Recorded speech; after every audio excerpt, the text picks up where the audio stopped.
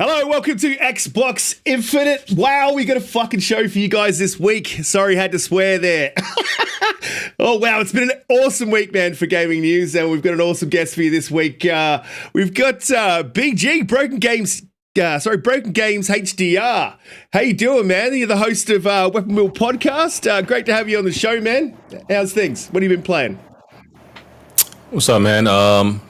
Everything's all good. Yeah, and the host of Weapon Wheel Podcast. What I've been playing lately, honestly, I'm one of those people in a dry spell, so I ain't been playing like nothing currently right now. Like been playing Rogue Company, just a multiplayer game to kill time. Before that, was probably playing Stray. I'm waiting for all the September and fall releases to come out because right now it's pretty dry for me. Pretty dry for everyone, I reckon, man, to be honest. Over to the panel, DoomCutie. How you doing, man? What have you been up to? How's your week? What have you been playing? Hey, and hey, everyone in the chat. Welcome in, BG. It's not lovely to have you.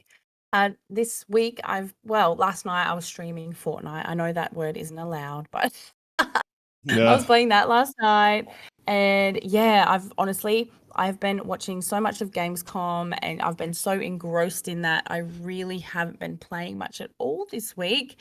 I haven't even been playing Cult of the Lamb, but I am feeling much better than I was last week because I was a little bit sick last week. So yeah, feeling good. Oh, awesome that you're feeling good, man. Awesome that you're feeling good. And yes, you were absolutely wrong about Gamescom. It was terrible. Terrible shit. Nah, you bang on. I quit. Bang on, Cutie. You're right. We all had those. Gamescom is not going to have much for us, but yeah, you absolutely. Record this. You're absolutely right. It was a great show. Pete, man, how you doing? How's your week been? What have you been playing? What have you been up to? You been arcing it hard or what? No. I actually took a couple of days off gaming.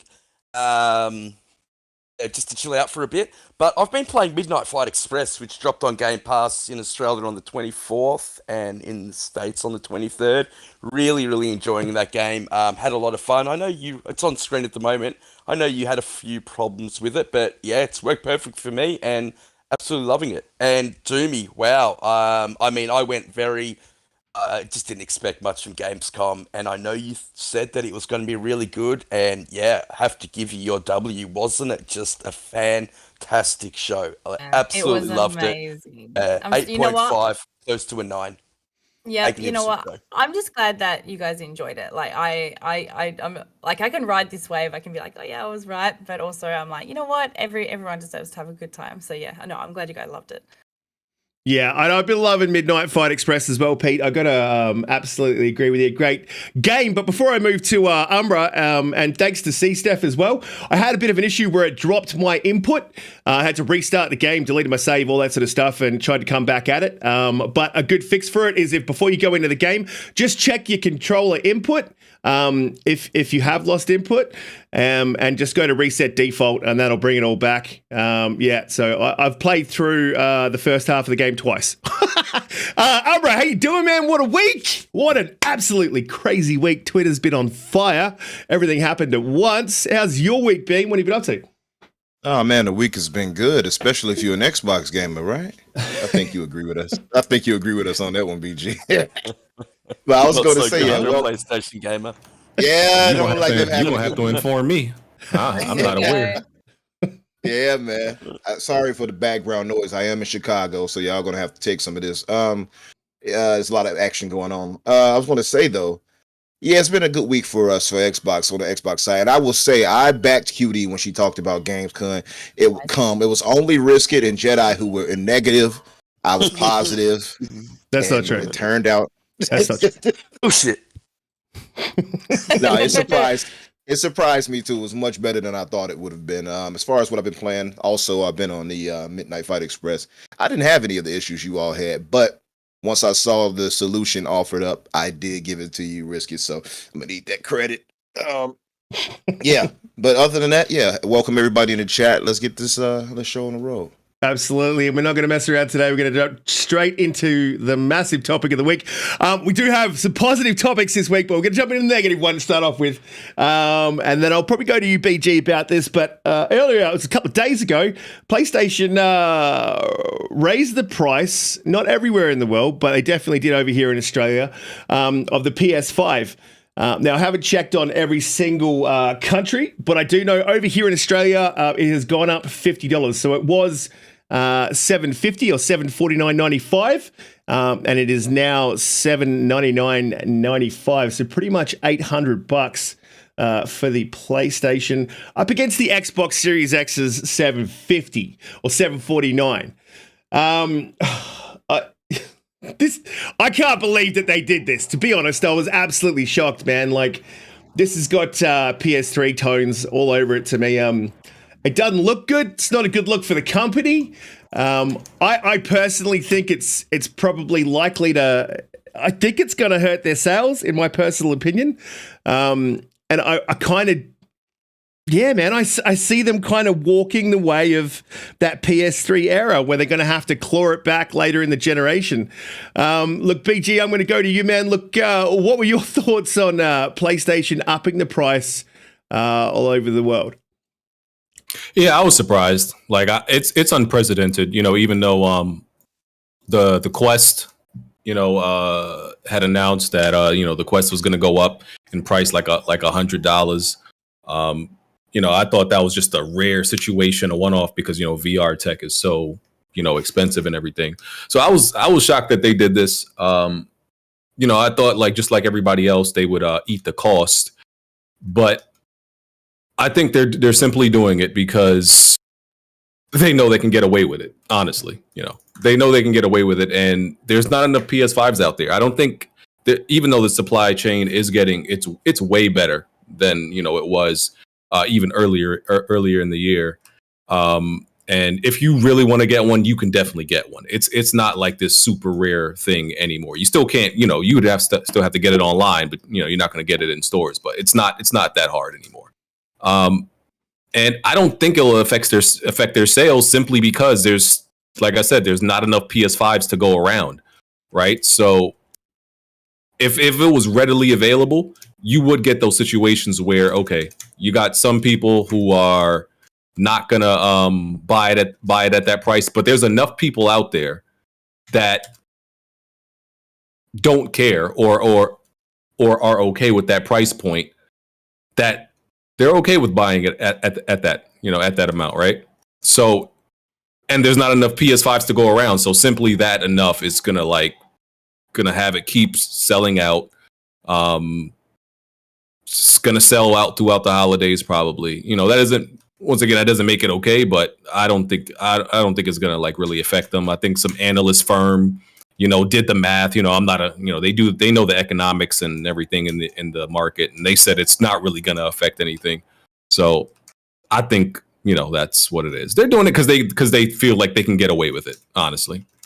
Yeah. Look, I absolutely completely agree. But you don't think like down the road, we're talking, another say 2 years into the generation of people, it's going to start hurting the bottom line when you compare it to what's available from the competitor up against the price point of the consoles. Not to mention the Series S, man. I think I think in the long run it's going to hurt them. Maybe not from a sales standpoint immediately, but definitely the optics, they're not good. The optics it's terrible it's bad for optics, yeah. Absolutely. It's bad for optics, but I don't know when they would bring the price down again, but I would think that they would be wise enough to know that when these things are more available and you can't just get away with this, that they would bring the price down again, right? And I don't think we're going to get mid-gen refreshes anytime soon, not like 2023, maybe the end of 2024. I don't know if they would wait till then to do it, but I would expect, within the next year or some change for them to bring the price back down to what it was. Mm-hmm. Yeah. Well, they're just going to up it for the Christmas period. And while they have God of War, a fire game coming out, and Xbox has nothing, I would tend to agree with that. I don't think that it'll last. I wouldn't want to be one of those people buying it this holiday period. Then that would upset me greatly. Yeah, Pete. So, what were your overarching thoughts about PlayStation 5 copping a $50 raise? Look, I know my son was waiting to get a PS5 until I think God of War was released. He was over yesterday, and we had a bit of a chat about it. And he was absolutely, the term we use in Australia is spewing. He wasn't happy. And I think the words he used was "fuck PlayStation." I spoke to Dev. I spoke to Dev, and he was given some really bad advice by I'm not sure what company gave it to him, but they said that he should be pre-ordering the discless version because that one would come in quicker. And I don't know who told him that idiotic advice, but I told him to quickly go change that and asked for the disc version because there's just a lot more out of them out there. Yeah. But because he waited, he now is going to have to pay $50 extra for no fault of his own. And look, I wouldn't be surprised if he just cancels his pre-order altogether. I know how much he loves God of War, but he can play it on the PS4. I think pretty sure it's cross-generation. It is. So maybe he can just wait. And I just think it's a bad look altogether. I think it's another one of these anti-consumer moves that PlayStation has been making, and there's a few things that lead up to it. Like, so they changed the chip that they put in the PS5 to get a better yield and to also reduce costs. They also reduced the heat sink to, reduce the amount of copper and get a better price. They said, I don't know how long ago it was. I think Umbra said it was last August that they were now profitable on the PS5. That's right. So they're actually making a profit on these consoles, and that's rare. That's rare for a console generation to start out and for it to be profitable so early on in the generation. Usually the companies take a hit, get people into that ecosystem, and then reduce the price when it becomes cheaper to make. So when you total all those things together, it's just a very, very bad look for PlayStation. And look, I won't be buying one now. It's not going to happen. It's a really bad look. Yeah. Really? You won't be buying one? No, not now. I will buy one if eventually, they Doomy. There's going to be a game that's going to be unmissable. It was Bloodborne last generation for me, and we all know how great PlayStation games are. I mean, they're fantastic. There will be one that I just cannot miss out on. But as it stands, no, I'll definitely be waiting. I'll be talking up God of War as soon as that comes out, mate. Every time we're at an Xbox party, I'll be like, "Oh, God of War, can't talk to you, gotta go." I think. See if we can get you moving across the PlayStation feed. Sorry, Doobie, you're right. Go. Yeah, all good. I don't think the price increase will hurt Sony. I honestly don't think that they care. Otherwise they wouldn't have done it. I'm not sure the motives behind this. But at the end of the day, I'm not happy with them profiting more so that they can block more games from coming to Game Pass. So if, Wow. no, it's true. It's Messy. true. It's true. Got messy. I love it. No, I just like the fact of the matter is we know, we talk about it all the time. We're aware that some of Sony's practices have been anti-consumer. And the fact of the matter is if you're going to buy a PS5 while they're profiting and they've put the price up, I feel like you're just contributing to that, right? You're part of the problem, she's saying, people. You're part of the problem. But in saying that, you know what? You do you. If you want to go out and buy a PS5 that's, overpriced, if you're a really big God of War fan or you like paying $120 for the same game that's already been released. Wow, she is getting toxic today. I'm loving this. You go, girl. No, look, Awesome, you do you. Demi, You do you, boo. That's totally up to you. You live your truth. This is the Doom part of Cutie right here. In. All right. The Doom is coming out. That's wow. I did not expect that from DoomCutie. Awesome. Loving that take, man. Look, I'm going to go to you, Umbra. But look, I agree with you, Doomy. I think, and I agree with BG as well, man. People are still going to buy this console. I don't think in the short term it's not gonna hurt their sales. Like, definitely not. And I agree, they're doing it because they can. Should they do it? Definitely not. Does it look like the Xbox One generation in a PlayStation jacket? Yeah, that's what it looks like to me. This looks like Jim Ryan is the Don Matrix of PlayStation at the moment. He's doing everything that just seems to be anti-consumer because they got the goodwill. And there's only so much goodwill you can use, and you got to keep bringing out those fire games to match your goodwill. So, I mean, maybe they will, maybe they won't. It's a new generation, it's a new day. Umbra, what did you think of PlayStation hiking the price in Australia? Because I know it affected you heavily. Yes, I'm in Chicago by way of Australia, so it definitely affects me negatively. No, the thing is like, I just laugh at those who try to write it off. Like, well, you're not affected by it. You're in America, so why do you care? As if we can't feel empathy or sympathy for, or call out bad, anti-consumer practices or something like that. That's just because you're in a different country or continent. It's a silly sentiment, honestly, and I've seen too many people go and say it. It's like BG said too. It's unprecedented, right? So it's like, I think they're the only console. What was the other one you said, BJ, that did this? That raised their price? The Oculus Quest, the VR device. Yeah. Yep. And see, I don't even play VR, so that doesn't matter to me. But at the same time, for those who do, I can understand why they would be frustrated, and I wouldn't write them off. But it's unprecedented for sure. Yeah, gone mad, Chicago. But I was going to say, and you've got a new name, by the way, Cutie. It's Toxic Cutie, according to you, my Donnie. God, please don't make that trend.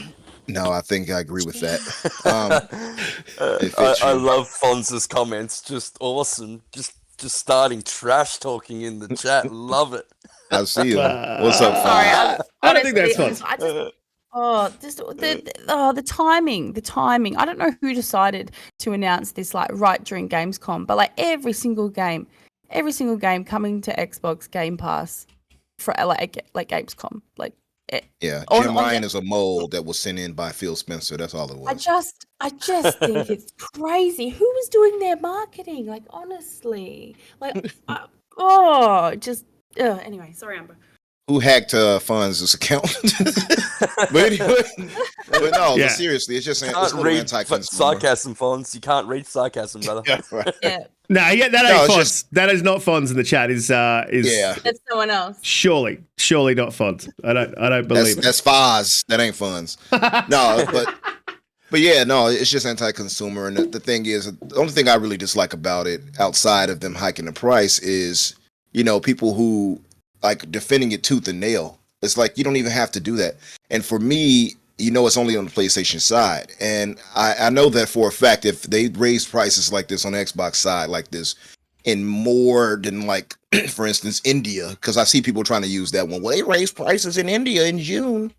So why aren't you guys mad about that? But what they did was actually raise the price. They don't give you the context. So they raised the price like that, but it only went up to $450 comparative to American dollars. Excuse my background again. But again, Chicago. But they only raised it to $450, so it's still under what it would actually be. So they'll leave that context out of there. But if it was something, by the way, I didn't know about it, or otherwise I would have been like, that's kind of trashy. But still, that's minuscule compared to raising it all over the world the way Sony just did. And the thing is that I know Xbox gamers would have called that out and would have said, no, that's not cool. Especially since we have so many people all over the world that's, affected by it. And that's the only issue I really have with the communities between PlayStation and Xbox. PlayStation community, you cannot do any wrong if you're PlayStation. They won't call it out. Or if they do, they'll only do so to save face in most cases. Oh, well, Sony is not nice. You'll have the MBGs or the Nicolas who will try to come around and fraud their way around it. Only when it's, like convenient. But any other time, they're quiet about these types of things. And that's the thing I dislike, is just the dishonesty about the whole thing. Yeah, I think one of the reasons they know they can get away with this is like the scalpers already like tested it for them, because since 2020, when these new consoles came out, both Xbox and PS5s were like double 50% markups on eBay and stuff. So they see if people are willing to buy these consoles almost double the price or near it, they won't mind a $20-$50 increase. There's definitely people out there who will buy it for a $20-$50 increase if they'll buy it for like these markups on from scalpers and eBay. So that's another way they know they can get away with it. And then on top of it, Xbox didn't necessarily drop any first party games, any huge games this year, so they don't really feel like they have direct competition. So they're capitalizing on the on like Black Friday and the holiday season, because everything, no matter what, everything sells during the holiday season. Doesn't matter what it is. So it was like the perfect storm for them to do this. It's bad optics, but I mean, Sony being a scumbag is not surprising to me. It's not shocking to me at all. I will say that, like what Umbra said, the thing about the PlayStation community is, and I'm a part of it, very selfish, extremely selfish. Even from the way like they play games, right? Which how they play games, I don't necessarily agree with. I'm talking about like how they're like they tend to be anti-multiplayer, right?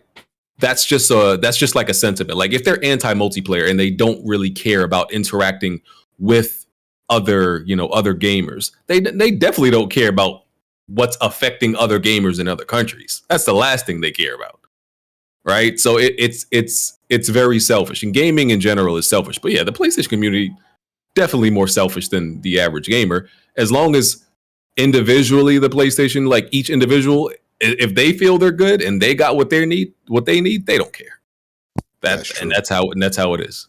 Yeah, well said, BG, mate. Well said. Yeah, I agree. Yes, It's but it's exactly what it comes down to. Yes, the scalpers tested it for them, and increasing the price. But how like yuck is that? I mean, one thing I'll notice too, though, is I'll see people arguing for like the business, as if, like, yeah, it's good business sense. Like, yeah, okay, of course, we can agree there, but why the hell would I be arguing for the business? Is it good business sense? Is it good business sense? Will it, yes, short-term gain for long-term hurt. I mean, that's the way I look at it anyway. Yeah, well, look, I think the optics is the thing that's kind of bad here, and it's not just one thing. If they just did this, I get it wouldn't be cool, but that'd be cool, right? They just did one thing, but it just seems to be one thing after another, and you can't. Like the tweet that I made earlier in the week was like, I don't think PlayStation can get any more anti-consumer, and PlayStation's like, hold my beer.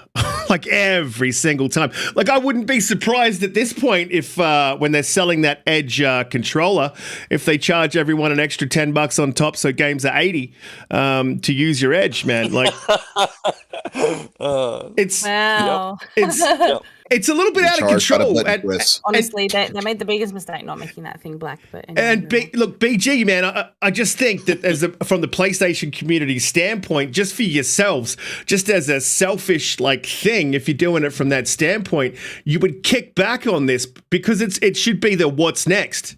Do you know what I mean? I don't think PlayStation gamers think of like what's next. They're charging you $70 for games. All right, what's next? All right, they're going to chuck an extra $50 on top of the console. What's next? They do it in the US. Okay, what's next? You know what I mean? Like, there's always PlayStation keep doing things because, as you said, and you put so succinctly, they can get away with it, and they know it. Because no one seems to be kicking back, and there's like, not only are they not kicking back, there's vicious defense of anything that PlayStation does in that Twitter community, man. And whilst PlayStation doesn't interact as heavily as Xbox, they're watching and they are definitely listening. And then just every time something like this happens, it gets defended, man. What's next? Yeah. You know what I'm It's saying? a kick in the teeth to the rest of the world. I mean, yeah, I know they didn't do it in America because that's where Xbox is at its most competitive against PlayStation. But they did it everywhere else where they know they have a much bigger market share, and that just stinks to high heaven. I hate the optics of it, and yeah, I hope that people start buying Xboxes. I hope they lose sales because of this. Yeah, look. can we get a toxic Pete hashtag? Yeah, look. And here's the other thing that kind of bothers me a little bit is I mean, with everything that comes out, like charging for cross, all the shit. Everyone knows this, everything that's kind of that PlayStation has done. It's going to get to a point where it's not. These two consoles aren't competing. You know what I mean? One's going so far to the left, and the other one's so far to the right. That these aren't, I mean, of course they're in the market that's competitive, but I can't see how PlayStation at the moment is competitive. The only thing they're competing with is games. And I really do think, man, we're seeing the start of the PlayStation 3 generation was tough for PlayStation, and they had to really claw it back, and they did, man, and they really clawed it back, with the PlayStation 4 generation. Absolutely killed Xbox, mostly because Xbox sat on its hands, but Xbox ain't sitting on its hands. I don't know. Isn't it strange, Risket, that this keeps happening? So Xbox did really well in the 360 generation, and then they, stepped on their own toes in the Xbox One generation. And you would just think that these companies would learn from their mistakes, and it's just like keeps happening. It's just insanity to me. I don't understand it. Yeah. Absolutely. Yeah. We can harp on about this all day. It sucks. I think it's a bad move for PlayStation. I hope they kind of stop here. I understand inflation and everything's more expensive and cost wise. But I mean, traditionally, like you said, Pete, consoles eat cost, mate. They just eat it. They get people into the ecosystem, and maybe it's because PlayStation has so many in the ecosystem. They want that console to continue to be profitable. Anyone else want to say anything else on this before we move on? Only thing else I'll say is Jim Ryan obviously is very money motivated, a lot more than his predecessors. Everybody knows that. And he seems to be trying to find the balance of like putting out as much content, but also trying to get as much money from it. Because like his predecessors, they had the method where it was kind of like creativity first. And even if like the creative games don't necessarily become the best sellers, the one or two games that are the best sellers will cover those. Jim Ryan he's trying to make everything a hit, so they can get that, that revenue.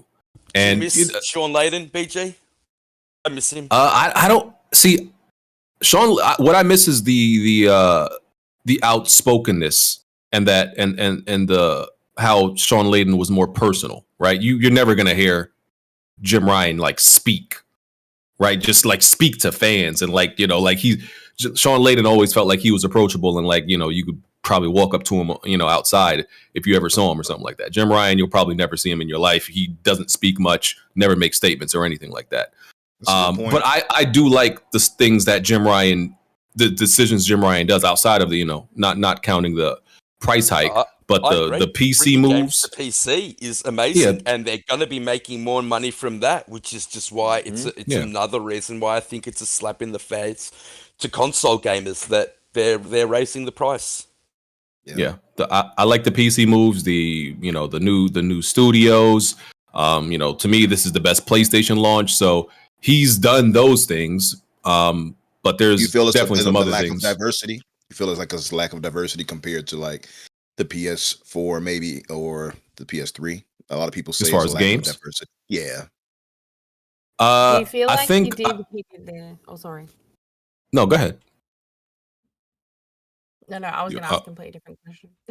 Oh no, I was gonna say I think the first bunch of games, the first 2 years of launch games, are mainly continuations of what we got towards the end of last generation. So I think that's natural. I think all the brand new stuff, the diversity is going to come within all the next bunch of years. So and I know the over the shoulder third person action adventure games. I get people's point with that, but I don't really feel like it's not a problem to me because all those games still play very differently. And I guess I'm not necessarily there's different genres that I obviously like. Like I like RPGs, like RTSs, certain RTSs and stuff like that.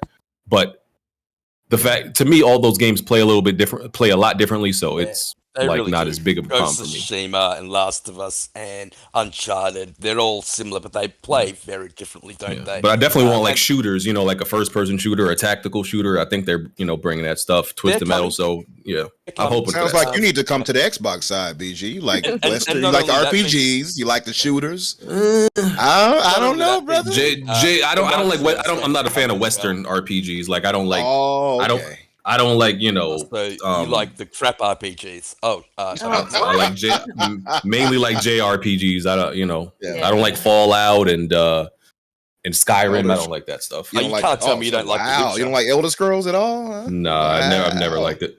Yeah. Oh man. This is something. I was in a space recently, and I think the space was called PlayStation does single player games better or something like that. And a couple of people that I know were in there. So, I went in there. And you know what? It is.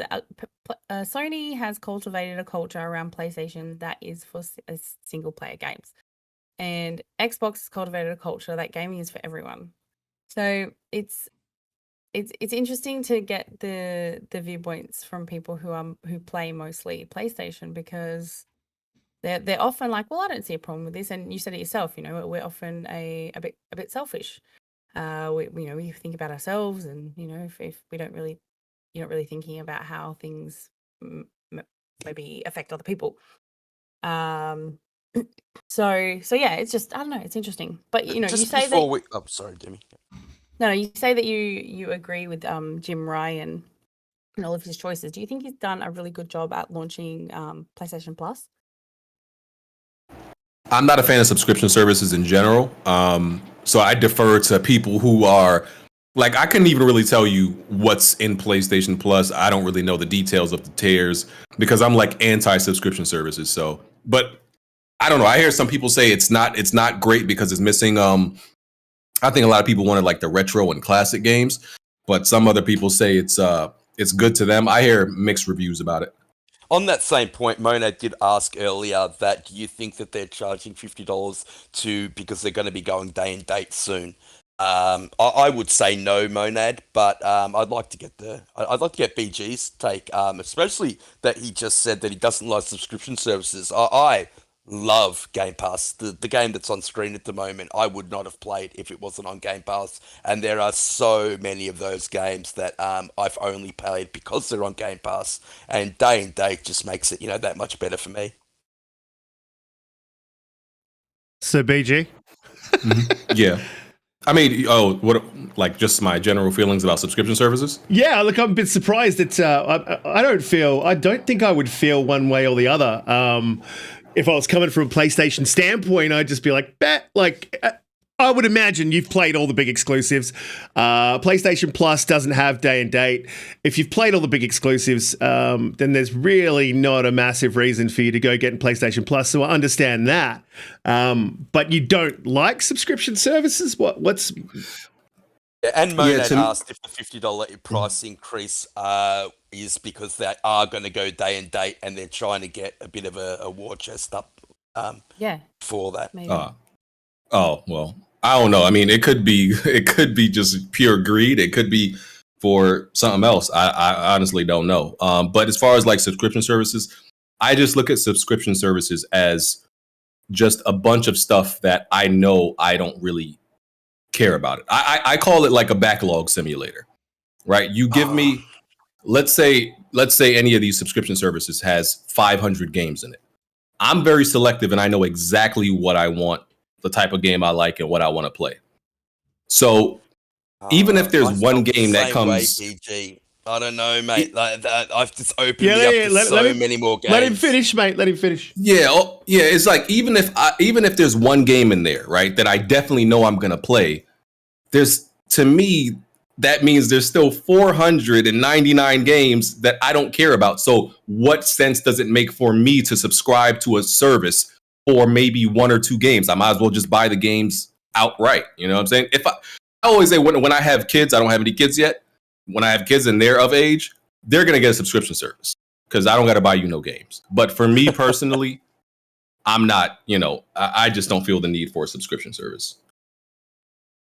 Yeah, I felt the same way until I tried all these games on Game Pass, and it just opened me up to brand new genres that I would never have tried. I would never have bought these games. I mean, there's just no way I would have bought games like The Ascent or, there's 100 of them that I could list off.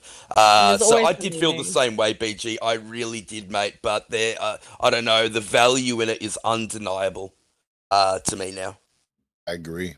I think at this point, you don't have Game Pass, you're doing yourself a disservice, honestly.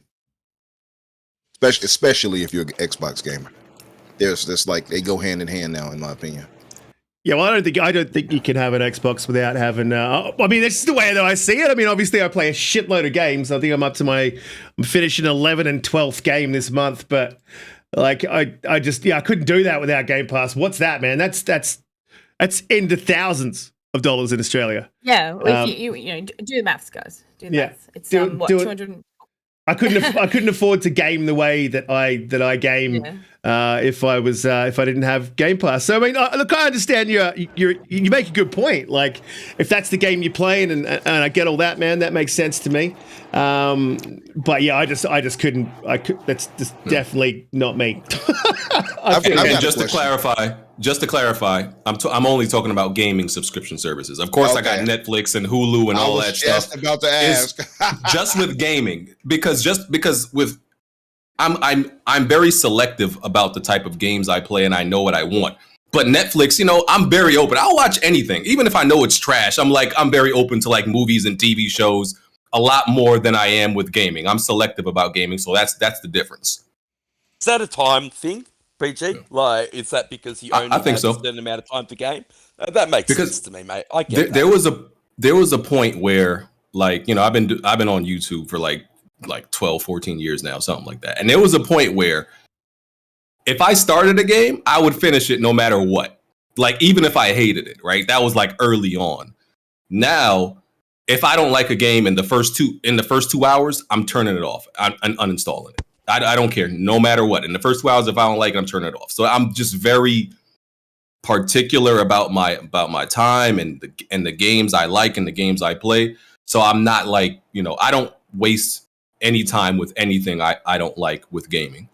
But I would say though, BG, that would make more sense then to be a subscriber of Game Pass, because if you subscribe, you get to try those games like you said, and if you don't like it, you're not feeling it, delete, move on to the next game. That would make more sense instead of having to pay full 60 or whatever you may have paid and then realize, they didn't like it. Yeah.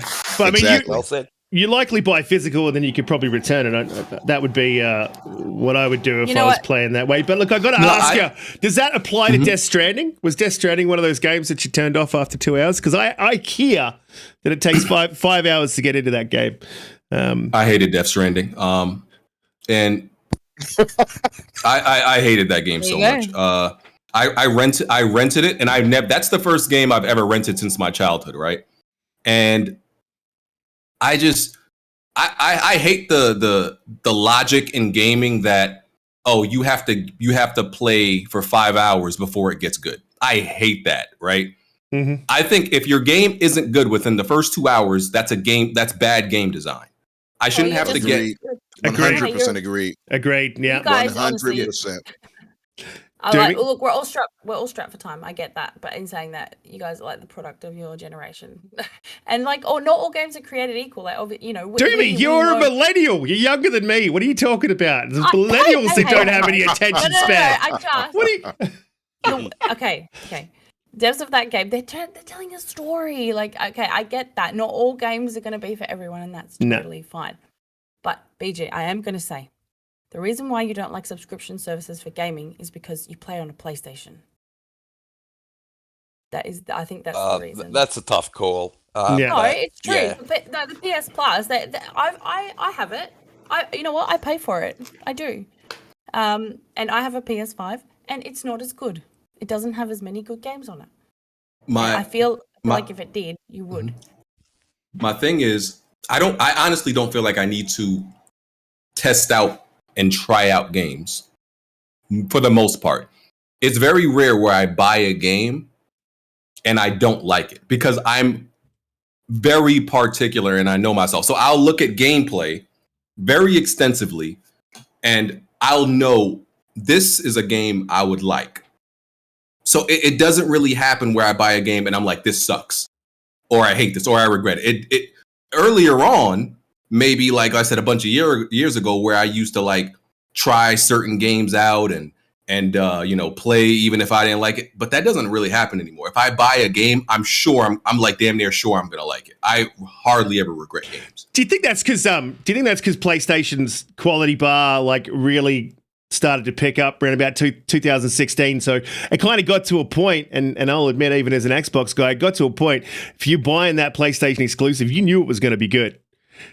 And you knew and I'm just talking about multi-plats also in general. Like, no matter what platform it is, I just, like, if I see certain things in the game, I'm like, nope, not for me. Like, just that easy. Like, I don't, like, I have, and people will tell you, Umbra may know, I'm very particular, right? Like, I won't play Persona games because they have like school gameplay in it where you have to actually go in a school and they have like this school segment of it. I won't play any game where you have to like be in a school and play as a student. I won't do it. Right. Like Harry Potter, won't play it. What? Why? Talk to me. This is interesting. An interesting standpoint. Yeah. I mean, DoomCutie's a school teacher. Is there? You've got a problem? You got a problem with schools? You just don't want to feel like this is emotional damage for Cutie right here. That's what he's trying to do. I just don't like it. Like, I don't know. Like, I'm not a Harry Potter fan to begin with. Oh, yeah. Generally, yeah. I mean, do you just strictly stick to AAAs, or do you broaden your horizons with indies? Like, I mean, The Ascent that me, Risk and a Number is running through, that game is amazing. Made by 12 people, and it is just so much fun. No way I would have played that. Tunic, another game, I wouldn't have played that. I don't even think I would have bought Outriders, but loved playing through that game. So yeah, I mean, I just like I said, there's so many I could name that there's no way I would have played them. And yeah, I get the time thing, I get time constraints, but if you don't like it, just uninstall it and move on. There's so many gems out there. Yeah, I just feel like I know myself. Like Death's Door, as soon as I saw Death's Door last year, I'm like, that's a day one. I loved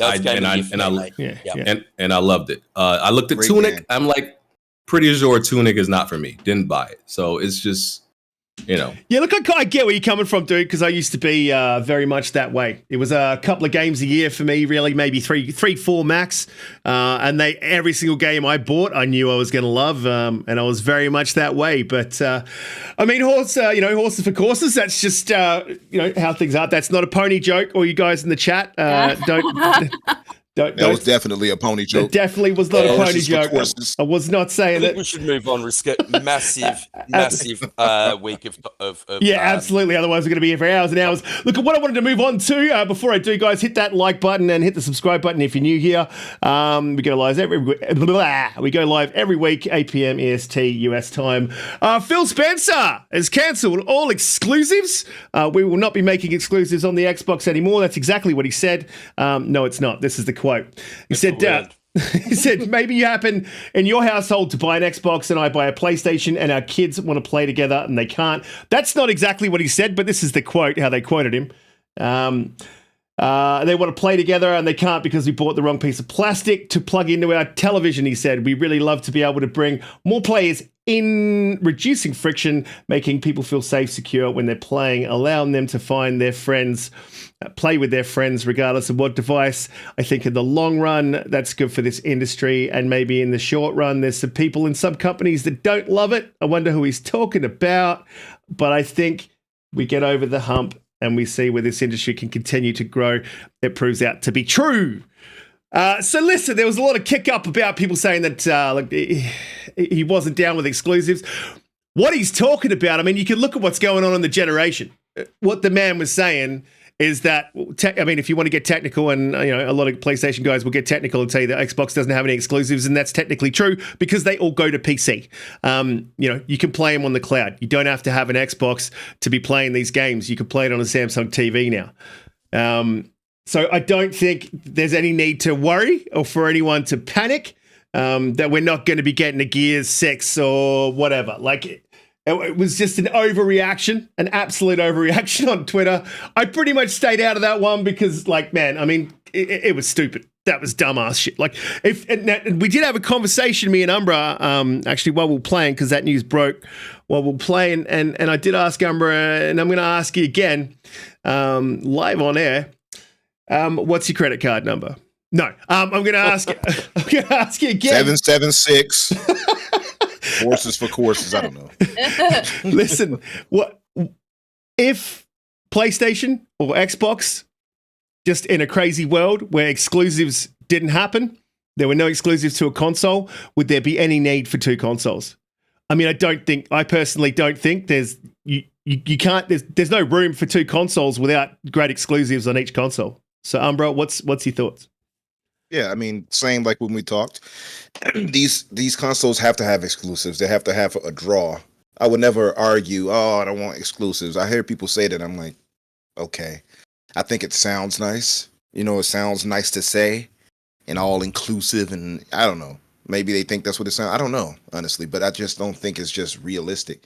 Nintendo has exclusives. That's really the reason why Nintendo is even doing what they're doing.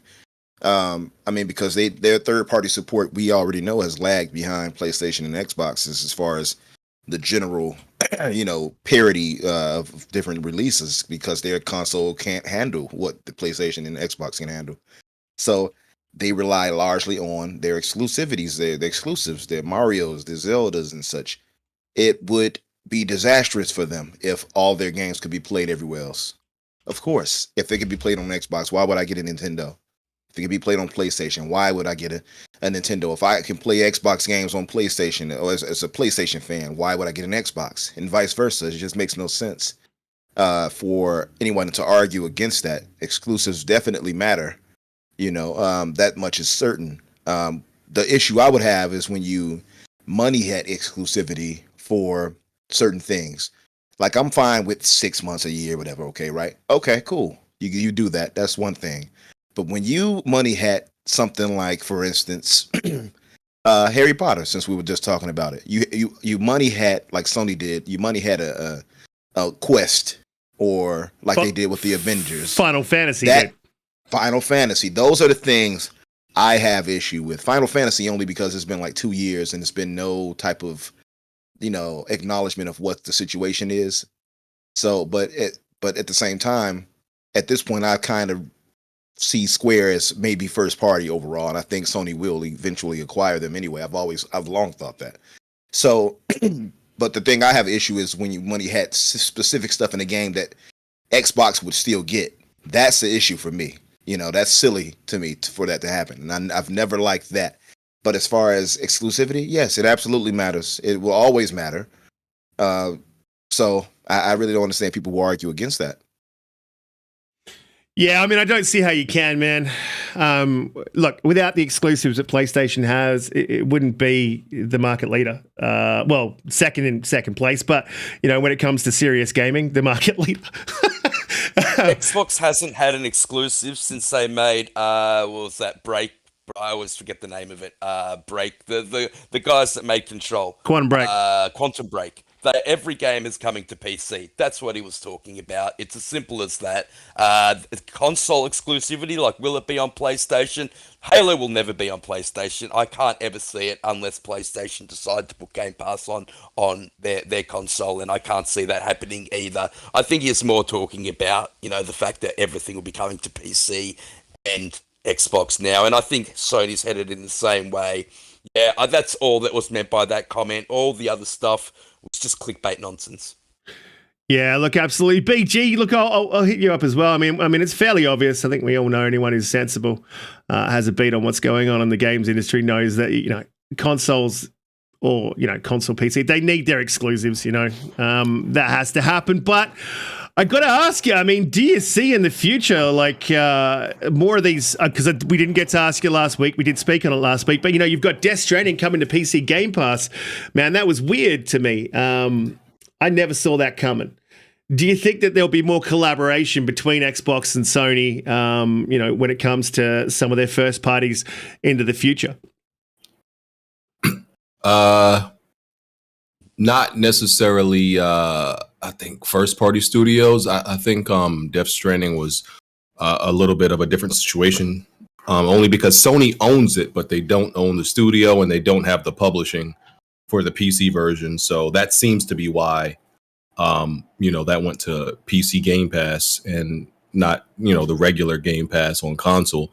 And I think what Phil Spencer is really just saying, like, you know, it's all about, he doesn't like taking away content from anybody, right? Even though he makes these deals, obviously, to benefit Xbox and, you know, acquisitions and all that stuff, that's the business side of him, right? But personally, the man Phil Spencer, I always tell people, like, you could tell he's speaking business and him personally. Him personally, I don't think he necessarily likes exclusives or the idea of taking away content from anybody. But from the business standpoint, he knows that's part of it, and he has to do that because, you know, you have to drive, even though, you know, Microsoft doesn't necessarily care about selling consoles as much as PlayStation does. They still want to drive people to their ecosystem. So that's all it really is. But yeah, people, when Phil Spencer speaks like this, people make a bigger deal than it actually is, when that's all he's saying. Yes. Yeah, people love putting clickbait articles in when Phil Spencer talks. I mean, we're pretty much used to it now. Yeah, well, he opens himself up to it, man. Like, to be honest, he does play with that marketing speak quite a bit, doesn't he? Like, he doesn't say anything, but he's saying something. Yeah, and Sony says nothing, so. And he is good at it. And Sony Doomy, is... damn. Doomy's getting toxic today. So, Doomy, do you think... Hashtag toxic cutie. Toxic cutie. So, cutie, do you think that these ecosystems can exist without their exclusives respectively?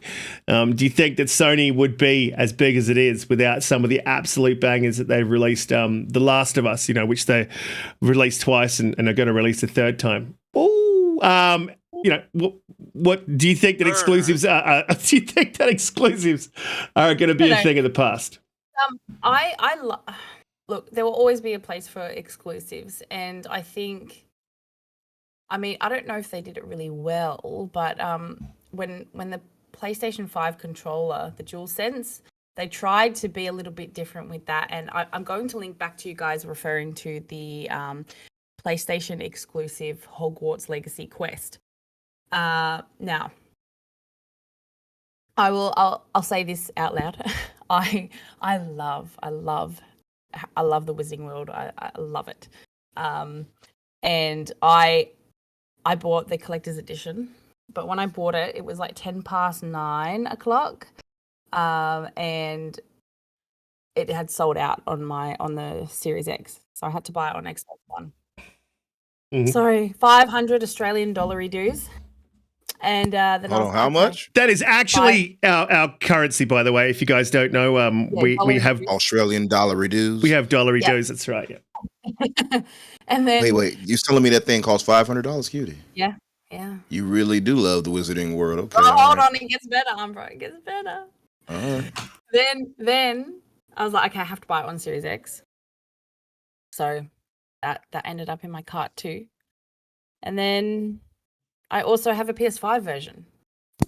Okay, listen. I'm shopping around for, a sugar mama if you're interested, Cutie. I can do No, dishes you guys, and I've such. been saving. I've been I can like, do this is- dishes and such.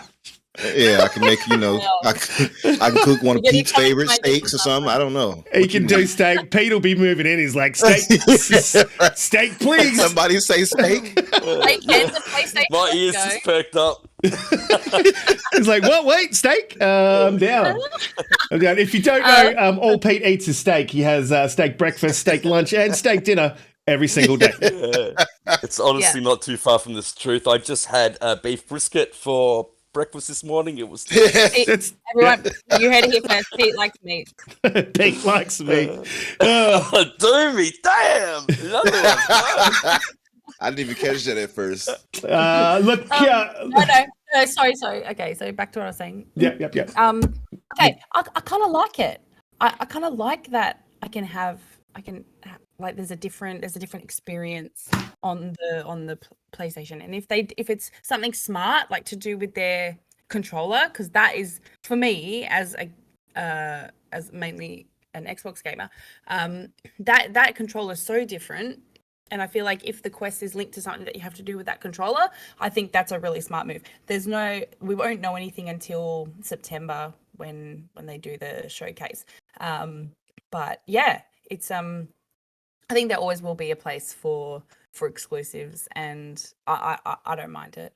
And yeah, look, I mean, at the end of the day, if you're not happy with some of the versions, you can always return the Xbox ones. You can't return the PlayStation ones because they won't let you. I didn't. But that's that's all. Poppy Hawk, I didn't spend $500 for a game.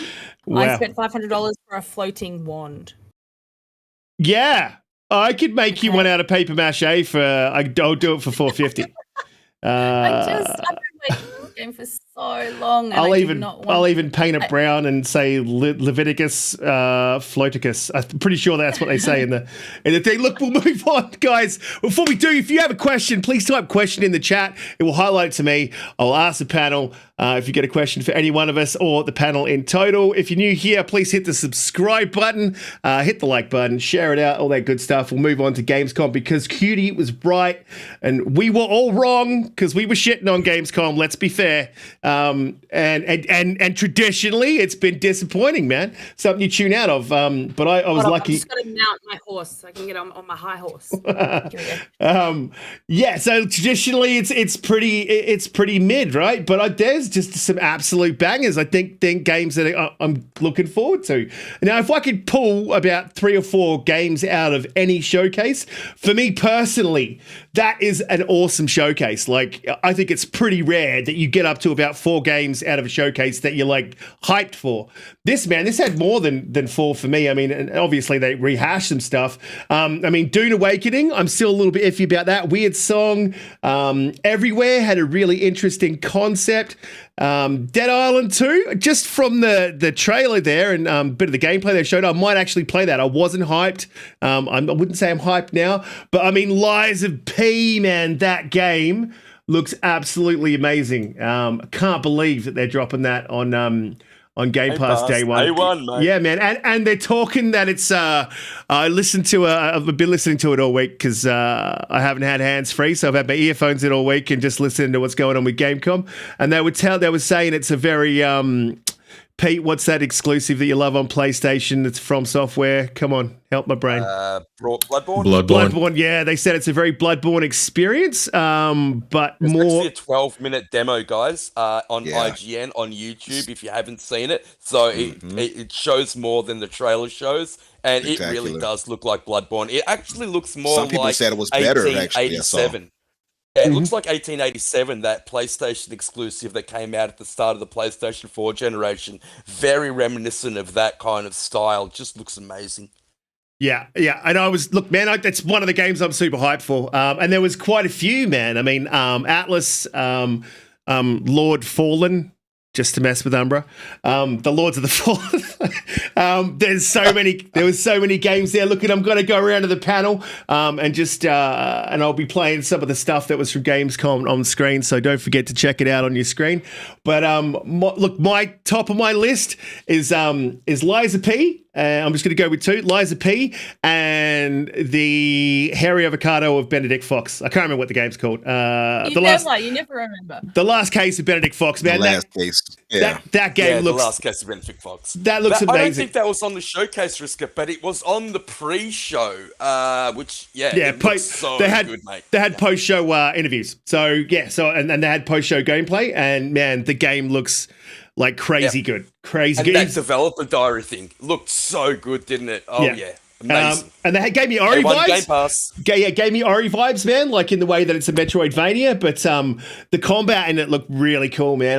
And some of the special moves. So, listen, I'll go around the panel and see what you guys thought of Gamescom yourselves and what were your personal highlights of the show. BG, I assume you watched this. Is there anything in that showcase, that opening night, and anything that followed that jumped out and grabbed you?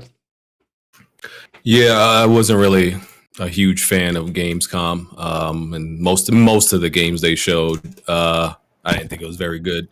But the games that I did like, Callisto, and it was like a bunch of games we already seen before and like kind of knew about. I don't think nothing like we seen for the first time, like any like premieres I really liked. But Callisto, Liza P, Gotham Knights, Lords of the Fallen was a new announcement. We've been waiting on that for a while.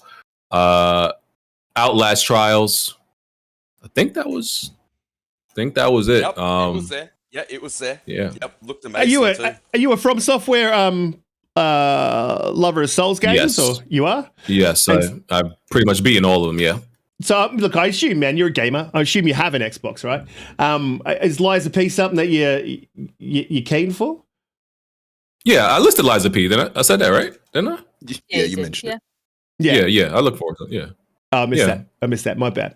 Yeah, man, that game looks like absolutely amazing. But I'm not a massive Souls fan. Like Pete knows, I'm not really into it. The game's kind of annoying. Elden changed that, mate. Yeah, it did a bit. It did a bit. Yep. But Liza P's combat looks more fluid, like a lot more fluid than I just always kind of found that sort of combat clunky and it wasn't kind of my cup of tea, man. But like I look at Liza P and the gameplay, it looks real fluid. I'm down for it, man. I'm pretty excited for it. Look, I'll move over to Pete, man. What were your top of the shows? What were you looking forward to? What did you think of it overall? I have to say, I'm struggling between an 8.5 and a 9. I loved the show. I thought it was absolutely fantastic. And like I said at the start of the show, I have to shout out Doomy because she called it. She said it was going to be great. And, I have a feeling that the reason why I loved it so much is because I went into it with such low expectations. I really, really didn't expect much. But Callisto Protocol, we got to see more of that. And any more, they can show me that. Yeah, I'm just there. That game looks it looks fantastic. The Lords of the Fallen. Now, talking about clunky combat, I did feel that Lords of the Fallen was a little bit clunky. I'm a long-time, Dark Souls fan, so I felt that, I played that game day one. I bought it day one because it was very similar to Dark Souls. Mm-hmm. But I just didn't. Did you find it clunky? I felt that my character was really heavy. It was rough. It was rough. Yeah, and I just hope. I don't know much people besides me and you who even beat Lords of the Fallen. So I didn't beat it. I found it too clunky to continue. I felt like you all felt, and I was like, nope. the character design, the world design, all that about the game I thought was right there. So if they can just work on that clunkiness a little bit, I think that they can have something special on their hands. Hogwarts Legacy, what I saw from Hogwarts, because I haven't really been too keen on that game, as you guys know, it actually looked a lot better to me. And they showed that little bit of a darker tone that I was looking for. Dead Island 2. I love Dead Island. Any co-op game where I get to kill zombies is a great game for me, so I can't wait for that. Deck 13 showed a game, I think Atlas Fallen, it was one of the first games they showed. The first bit of that trailer when she holds the glass up to the sun, that was actually an Unreal 5 engine tech demo. And when I first saw it, I thought, oh wow, that looks beautiful, the tech demo. And I'm like, why don't they make a game out of that? And finally, we got a game out of it. And the developer went on to say that, because everyone was saying it's like a Soulsborne game, they went on to say that it's more like God of War or Horizon Forbidden West more than a Soulsborne game. So that makes me want to play that even more. Lies of P, another, fantastic game. Yeah, I mean, if I'm naming a lot of games now, that just says to me that this show was absolutely fantastic. And Yeah. got to see a bit more of Gotham Knights and your Harley Quinn, Clayface, Mr. Freeze. So, yeah, I think that game just looks better and better every time they show it. Yeah, so many games coming out. The drought is almost over, and we're getting next-gen only games. Finally. About time. Well, current That's me gen, done. guess I know now. it went for long, but yeah, that's me done. No, you Just a good, few Pete. games that I liked. You good? Go ahead, Yeah, Kitty. Lies of P.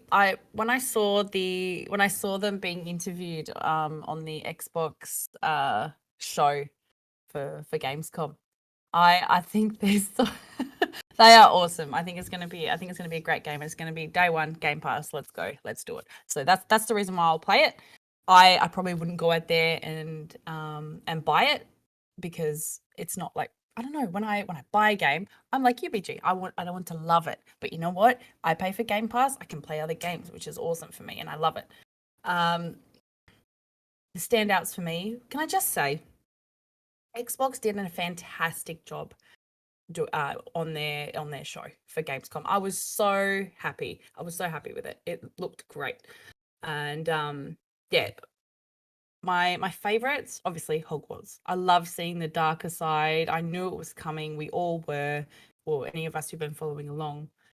Did That they is show just anything new for you that you liked for the Hogwarts? I didn't really see anything too much new for it. No, we hadn't seen any enemy combat, Yeah. and that was the You saw first time. Slithering and the Cruciatus Curse, Yeah. and that darker narrative that I was hoping for. Looked awesome. Yeah, Oh, the so best it's not- house, Slytherin, the one I'm a part of. Yes, Oh. I Yep, agree. that's right. Oh, Yep. be quiet. Just so everyone knows, I made the whole panel do the Hogwarts sorting quiz, and yeah, Umbra is Slytherin, so I'll watch be out. taking him down as a Gryffindor. Yeah, Pete's Gryffindor, and Riskin and I are Hufflepuff. So yeah. You all sound like you should lose. I'm Hufflepuff. Don't it sound like you'll just get beat up? I'm Hufflepuff. Wow. Doesn't it though? Tell me it doesn't sound like that, Pete and BG. Like, I'm Hufflepuff. Oh, you the nerds, huh? mate. It does Oh, you the a little nerds bit. of the school, aren't you? Yeah. Give me your lunch money, nerd. Look, every Protectum Slytherin- spronum, whatever it is, every Slytherin protectum needs a spronum, whatever they Hufflepuff say. fan, so be quiet. A game that no one has mentioned that I actually really enjoyed the preview of was Atomic Heart. Oh no, Yes. I love that. Yes, Yeah, man, that was that- impressive. I posted love that on Twitter. Yeah, I love that story. That's also going to be Game Pass. So yeah, I think the narrative of it is really good. It's just scary enough for me. Like, I don't normally play scary games, but yeah, it's just scary enough, and that looks like a lot of fun to play. So I'm looking forward to seeing more of that in the future. Yeah. Yeah. Like, what surprise games would you say got you though? Like something they showed that surprised you? Because that was the thing that got me. It was Atomic Heart. That was the one I that wasn't on my radar at all. Because I was. But you know, we've seen it already, though. I mean, so we knew about that. I'm talking about like what new announcement got you. Oh, I forgot to mention one. The new announcement, Wind Meets World. That looked dope too. Amazing, beautiful, absolutely beautiful world, beautiful. Yeah, yep. I will say though, like you can see it's a lack of polish. Like if you look at that and you could see, I don't know how to explain it, but it seems like some of the combat might be a bit off. I don't know how best to explain it, but I look at something like a Ghost of Tsushima and you look how they move in the combat, and then you look at that and you see like, okay, it looks kind of free to play-ish. That's the best way I can explain it. Yeah. Something about it seems free to play-ish. Outside of the fast pace and combat, that did look cool. The effects and all that type of stuff. The visuals are nice. I think Phantom Hellcat was a good surprise. BG, have you seen anything from Phantom Hellcat? That might be something that you would enjoy. I watched the show, but I don't remember that standing out to me. Let me look at the trailer again. Phantom, what type of game was it? Let me see. Yeah, I mean, where Winds Week, I can understand what you. Oh yeah, this actually looks good. Damn, yeah, this is up my alley. But I don't know, I must have missed this. But yeah, this looks good. Yeah, well, that was the brand new drop. So. Okay. Yeah, there was a say, PG, that maybe the reason that you didn't like the show was because the only thing they had for you was an overpriced controller. Oh man. Oh, Sith Lord Pete. Oh come on, it was open, guys. I was very underwhelmed. I love controllers. I actually own 4 PS5 controllers. That's how much I love controllers. We know you do. Yeah. She's a controller fiend. Cutie. Speaking of which, we had a frame a game on with us on Xbox Factor with Boom, and we were telling him about framing your controllers and stuff like that. We said we can't let him, because we want to have him on the show eventually, and we were like, once you hear about this guy's going to pick his business. Is going to pick up. It's going to go crazy. Yeah, look, going back to you, BG, man. Look, I just wanted to ask you. I didn't look into the Edge much. I don't know a whole lot about it. But when they pulled the sticks out with out the front of the controller, and it kind of came out as a whole complete piece. I don't know, man. It looked a bit bulky, which is weird, I guess, being an Xbox gamer, especially considering that we started out with the Duke. But like, what'd you think of it? Is it something that you're going to jump on? Do you think that's going to be a big thing for PlayStation, or? I think it'll probably be big, but people going to think I'm grumpy because people already say I don't like anything, but I'm not a fan of like these pro or elite or and advanced controllers. I don't really believe like they really do much for you. I think it's really they may make it's like they're selling you a premium idea, but it doesn't really do anything. I always just stick with the basic controller. Buying one of these premium controllers is not going to make you better than somebody else. Like your gaming skills, somebody who's better at a game is always going to destroy you, whether or not even if they have a basic controller and you have the better controller. I really just think it's I really just think it's kind of like snake oil. I really think like it's the Xbox Elite controller, this controller, it's snake oil, bro. I'm sorry. Look, I've tried. That Elite is pretty top notch, man. I gotta say, I've tried them, but actually a lot different. Like if you're going to compare the premium version of the PS5 controller and then the premium version of the Xbox controller, that's like completely different. Well, I mean, we haven't got our hands on the edge. We haven't got our hands on the edge yet. No, I have. I'm with you. I'm with you, BJ. I'm with you. I'm right there with you. I was going to say, I have an Xbox controller because I have the basic Xbox controller, right? The Xbox, I still keep them around, for whatever. I have a 360, the Xbox One, and the new Xbox controller. And I've used the Elite. But to me, it just doesn't really do anything for me, right? Like, there's nothing I'm getting out of it that's really going to make the experience better for me. It might be the type of games you play. Because, like, if you're playing some competitive games, that might affect you better if you use that for that. That might be what it is. Yeah, man, I'm gonna jump on BG's side over here, man. Like, I I don't. I've kind of been waiting for an Elite 3. But at the end of the day, I don't think it. I don't want more buttons, man. Like, I got enough buttons to contend with. Yeah, look, I agree with that, but if you start playing with the dead zones and actually use the controller for what it's actually meant to be used for, like in a game like Forza Risk It, the difference is it's definitely noticeable. It might not be a massive difference, but it's definitely noticeable, especially in shooters and racing games. Yeah, shooters for sure. That's why I said competitively, it would make sense to have that. But just to get back, because we skipped all over my Gamescom stuff right here, and just jumping back in. And I want to get my piece out, Slytherin house up in here, bullying Hufflepuffs. So for me, my top three, my top three were Lies of P. Day and date on Game Pass, by the way. Sonic Frontiers actually surprised the hell out of me. I know some people are like, the world is empty, blah, blah, blah. And the combat might not be their stylings, but it actually surprised me. I think I might actually enjoy that. Shout out to Everborn. And Atlas When Fallen. I saw Alana Pierce play that game just went downhill for me. Oh, I didn't watch her play it. Maybe that's what saved it for me. Was it because of Alana Pierce? Some people you watch, they're terrible. Hey, don't knock Alana Pierce. She comes from where I'm from. She's awesome. She's terrible then. But Alana's cool. I like Alana, but like I think sometimes you watch people play it, they'll give you a worse impression than it should get.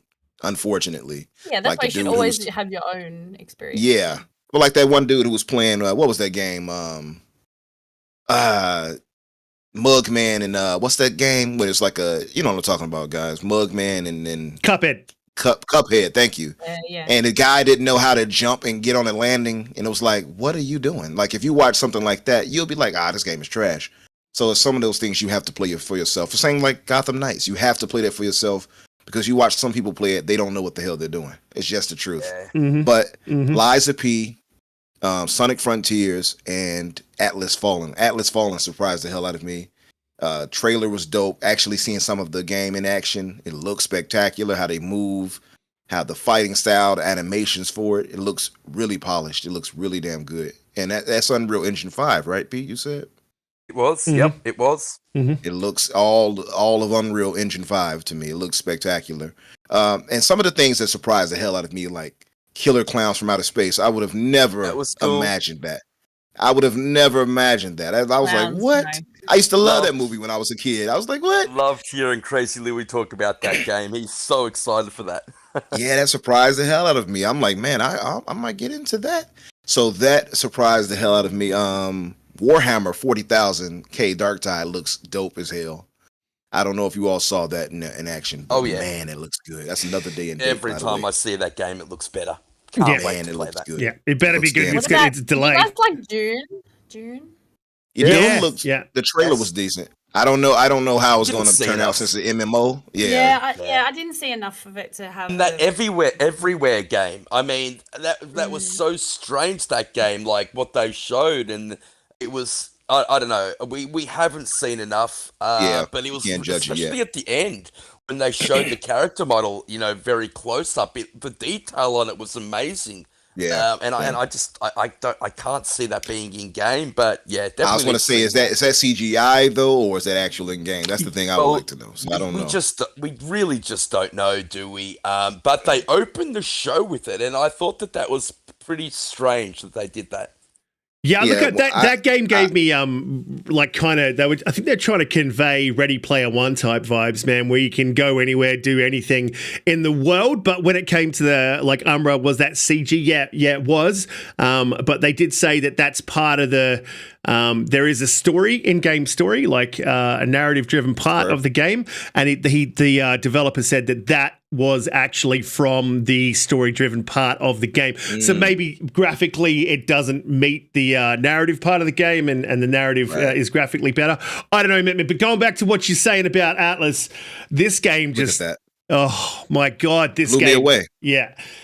And this is the thing that I wanted to say when you brought up Atlas, because I was waiting. I had my finger on the button with the Atlas. I was waiting to say, man, we are truly, like Pete said, starting to see next gen coming. It's coming. We haven't got it yet, but we're starting to see this next gen like come to fruition. And when you talk about UE5 driving the industry forward, they did the same thing with UE4, and we didn't see it till much later in the generation, but it really did drive the generation forward, man. And I think UE5 is going to do the same thing. And when we talk about Gamescom, traditionally Gamescom is it's kind of a double A, right? We're talking about double A games. We're talking about double A's, some good indies, some standout indies you'll see at Gamescom. Man, if this is the future of double A's, I am in 110%. No. And the other thing that I wanted to talk about with you guys as well and kind of bring up and ask is where the hell are they going to place all these games in 2023, man? Like, there's so much coming. I'd like to know that too. Yeah, that's going to be crazy. I think some of the games are going to be pushed either back in the second half of the year or just pushed to 2024, unfortunately, for the second half games. It seems to be the case. By the way, what's up, Kay? I see you out there. Yeah, I don't know how they're going to handle that. What's your thoughts on it, Pete? Sorry, I was typing Hargeet. Sorry, I totally missed that, brother. I just wanted to reply to Hargeet because he said that Everywhere's from the guy that made GTA 3 through to 5. He was the head of Rockstar North, so that suggests to me that the game is going to be fantastic. And Monad said that High on Life was shown, and it didn't show well for me, High on Life, but actually they have a full walkthrough of a complete chapter, I think one of the chapters of the game, and they showed it later on. You could watch that on YouTube at the moment. Much better showing than just that boss fight that they showed. But I apologize, Umbra. When they were interviewing the devs from High on Life, that you could tell how excited they were for that game. And I think it a lot of love. I don't think it showed good, but Doomy. Just that one boss fight. Yeah, the boss fight was a little bit. I don't know. There was something underwhelming about it. Yeah, and then I agree. It was much better later on when they did go through like the actual walking through the game and some of the questing. So yeah, I think they should have showed that, or at least snippets of that. I mean, that knife with the Aussie accent. Yeah, I was about to say. Guy. I So love good. that guy. They but that goes to my point that I was talking about, though. See, the way they showed that boss fight at first, it was like that didn't look good. But once, like Cutie said, you had IGN guys play it. It looked way better when they played it, and you were introduced to understanding it's the first boss. You also had to understand that it's not your typical first-person shooter. It's one of those, you're supposed to see these projectiles. Quirky. You're supposed to, it's different in that way. So it made me understand it better. But the way that was presented made you look like, but once you saw an extended gameplay with people who knew what they were doing, it came off way better. Yeah, absolutely. I'm also going to put in a shout out to Minecraft Legends. I think that's going to be good. It's a bit different for Minecraft. Listen, I could be wrong, and I've been wrong about Gamescom, but it's not for you. That game's probably not for you. Yeah, I think they're struggling with it, to be honest, and I think they would have been better. It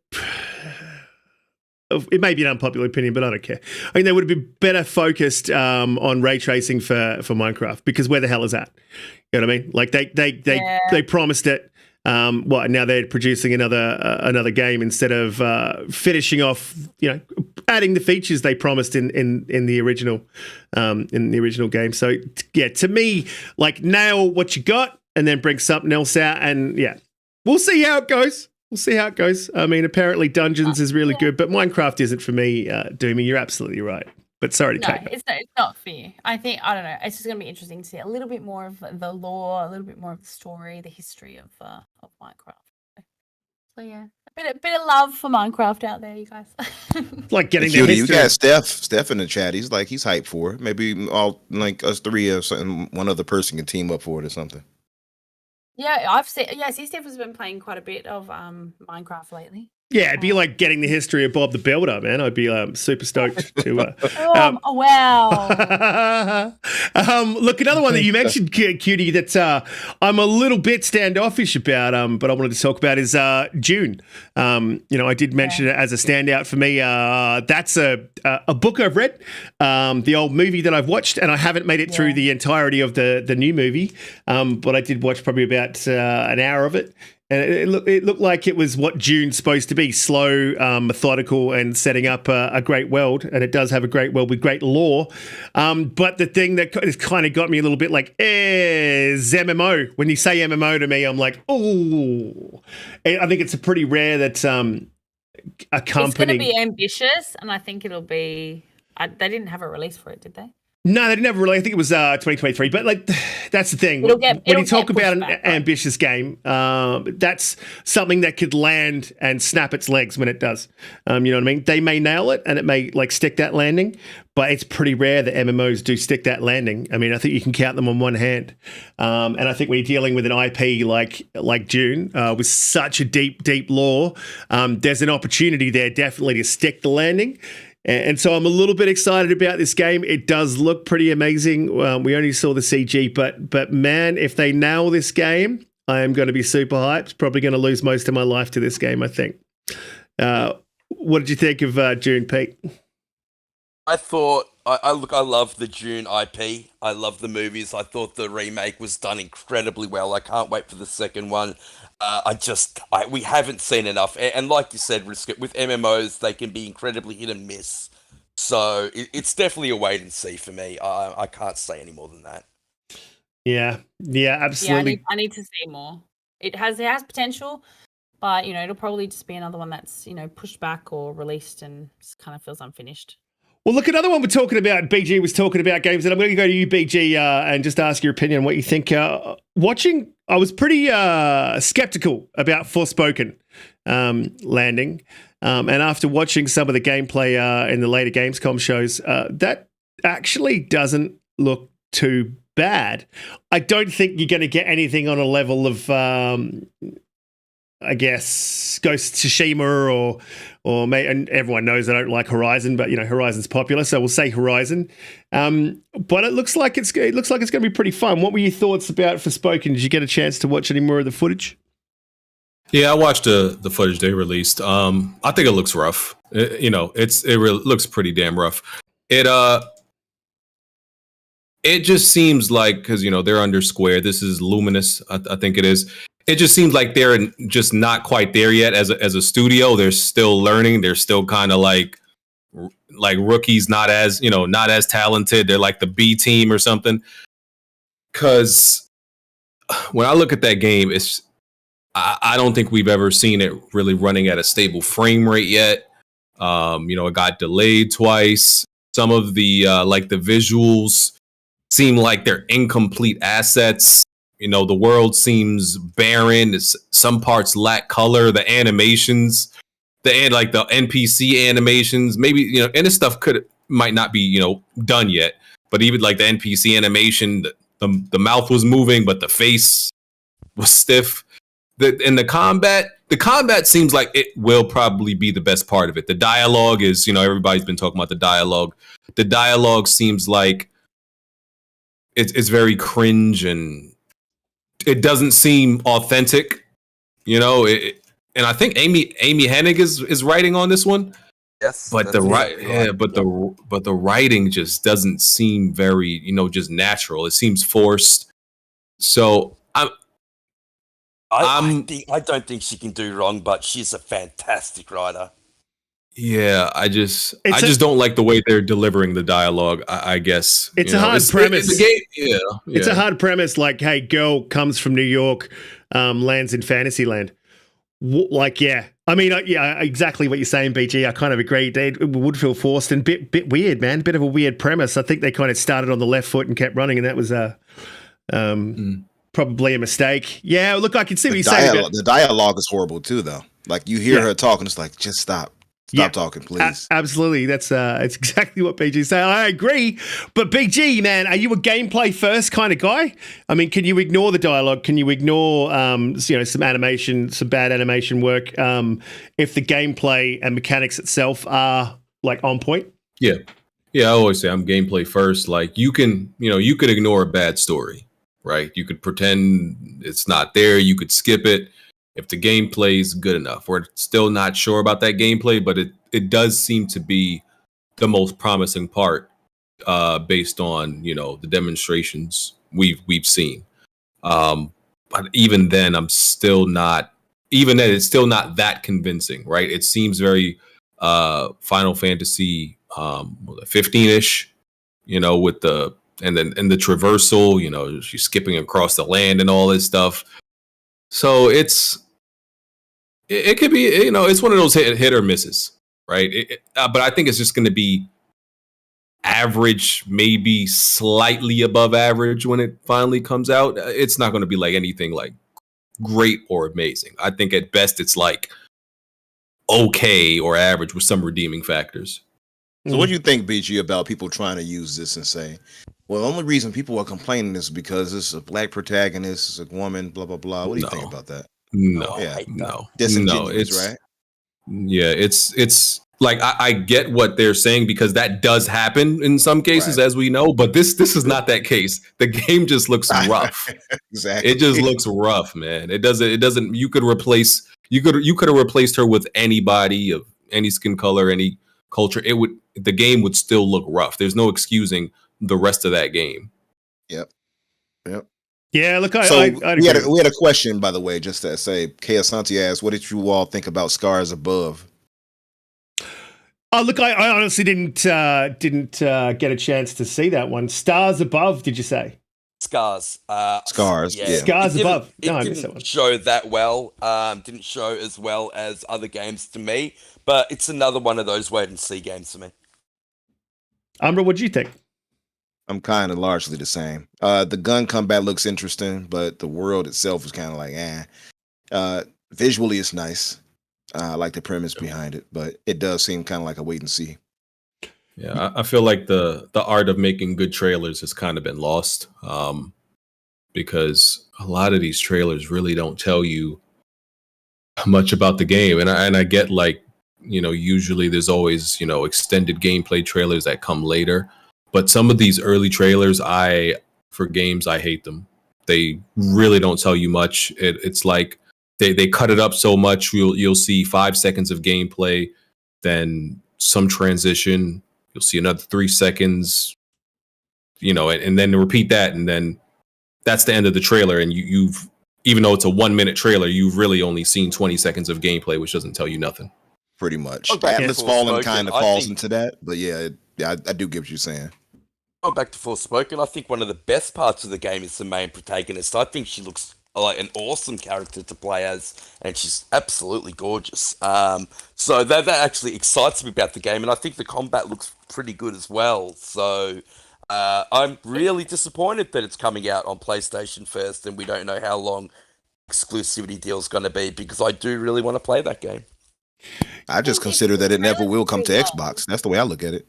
Yeah, Square Enix, man. It's like their first party now. It's because they can't show you more than a sneak peek. Like this is what you're gonna ruin the game in a trailer. Like Yes.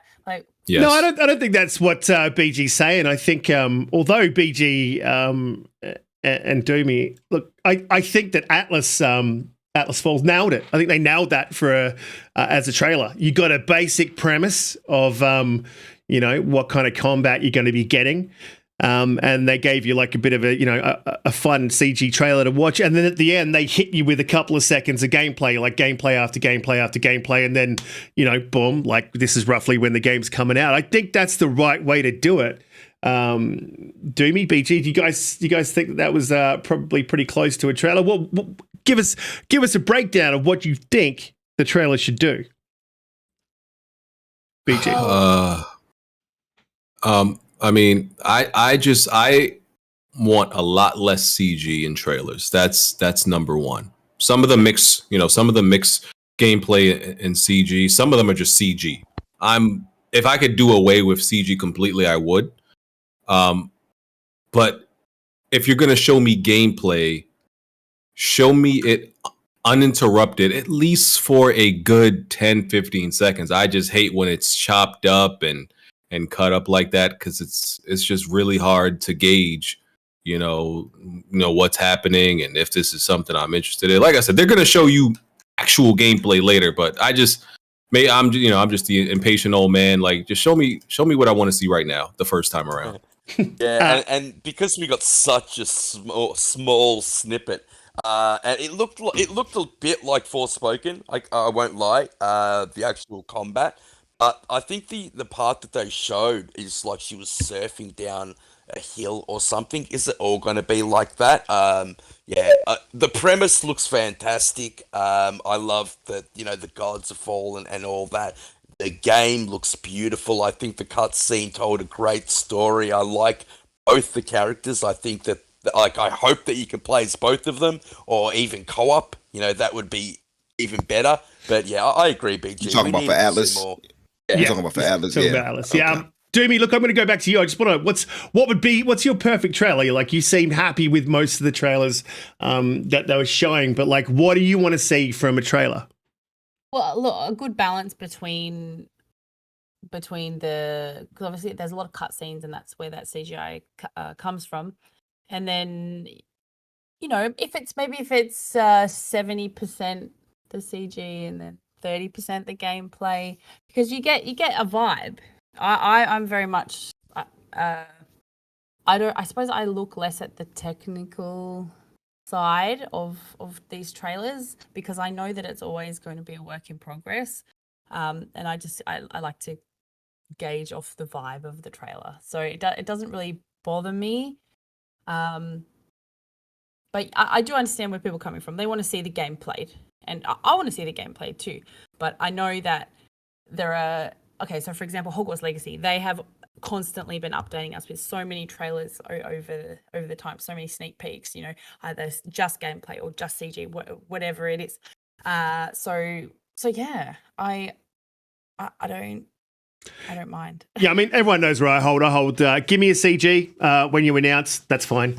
And then after that, I don't want to see any CG. I want to see, if you want to mix some CG in, that's fine, but give me gameplay. And that's kind of where I stand. And I think that's the general kind of rule that most of the community, whether you're PlayStation, Nintendo, Xbox, kind of hold to. Look, we're going to move forward to a future game show, because that happened as well, and that wasn't bad either. Normally, I completely ignore future game show, because it's usually not much in it for me, but there was actually a fair bit personally that I kind of want to cover.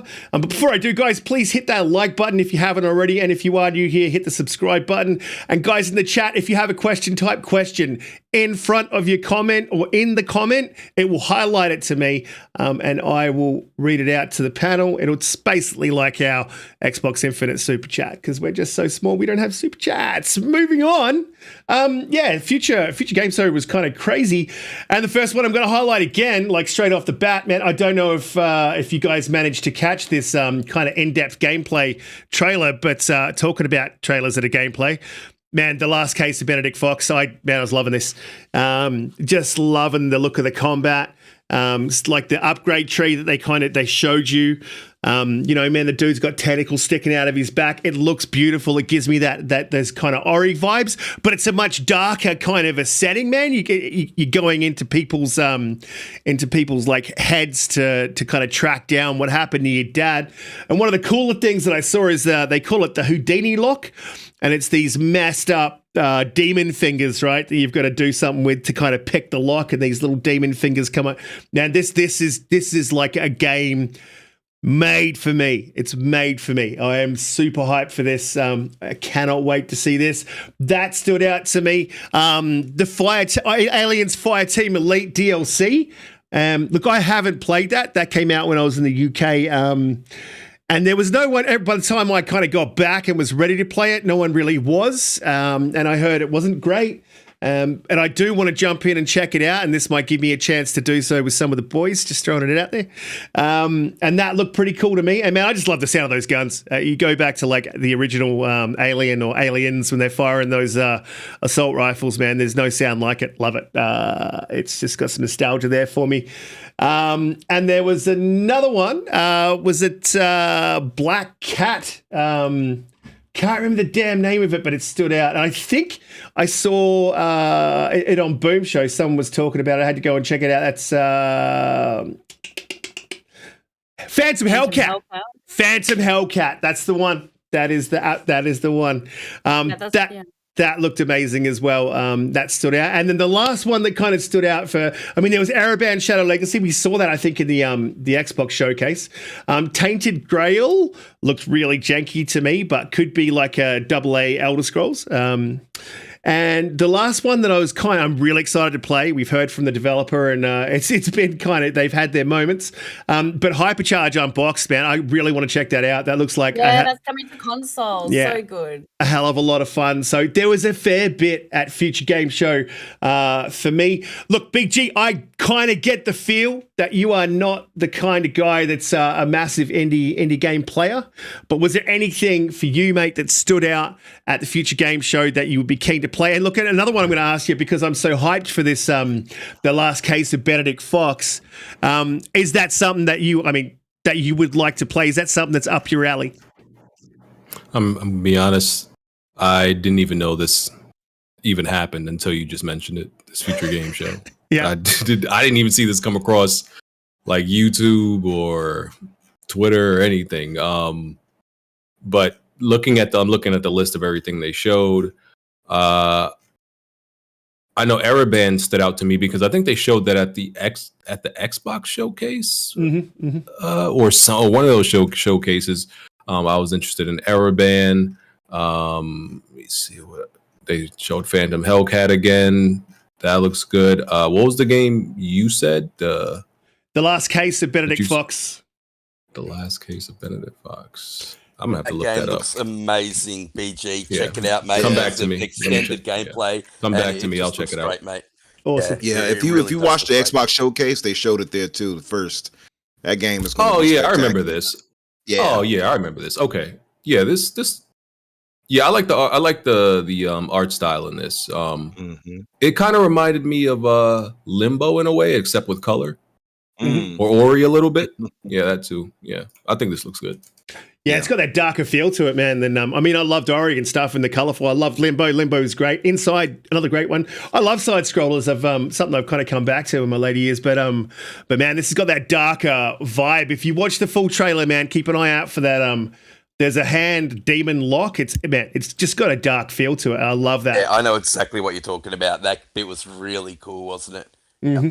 Absolutely. Look, I'm going to move to you, Pete. Was there anything at the Future Games Show that stood out for you, man? You want to highlight to people, or that you're super keen to see or get your hands on? Yeah, I didn't see much of it, to be honest. But there was the Dark Anthology game as well. I can't remember the name of it, but it's another one of those Dark Anthology games, and I think that they're awesome. I love those games. Can't remember the name of it. And The Last Case of Benedict Fox. But after the opening night, I actually went up and watched more of The Last Case of Benedict Fox, and that game looks amazing to me. And yeah, I didn't watch all of it, to be honest. I got a little bit bored. What, the Future Game Show or The Last Case of Benedict Fox? No, the Future Game Show. Yeah, The Last Case of Benedict Fox. There's a lot of chatting. Amazing. Yeah, there really was. It got a little bit boring. But those Dark Anthology games are awesome. And they generally drop on Game Pass as well. So that one is another one that I was really looking forward to. Nice. DoomCutie, was there a lot for you? I kind of feel like there would be in the Future Game Show. Did you get a chance to watch most of it? I'm like, as well with Pete. I kind of agree that these shows kind of drag on like you wouldn't believe. Sometimes they go for like 12 hours and you might have a lot of talking in between. So I thought you liked long shows, Riskit. No, I do not. Everything. I just love that I just love everyone sharing their ideas and being able to tell stories. It's just so nice. There's a few games that I'm excited for other people. Like for example, The Gap, that looks like a really interesting psychological game. What else? There was a really scary one. Hold on. The Chant. Now that's like yes. the first that is, if you're into horror games, I think that will be you will really like that. But yeah, obviously Hypercharge coming to Xbox and console is going to be awesome. I can't wait for that. Hellcat, Phantom Hellcat. That Yes. looks good. It does. So those are probably the two that I was more interested in. Mhm. The But yeah. Devil in Me, it's called. The Dark Pictures, The Devil in Me. I did say that, Pete, but you're too busy talking over it. Wow. Burn.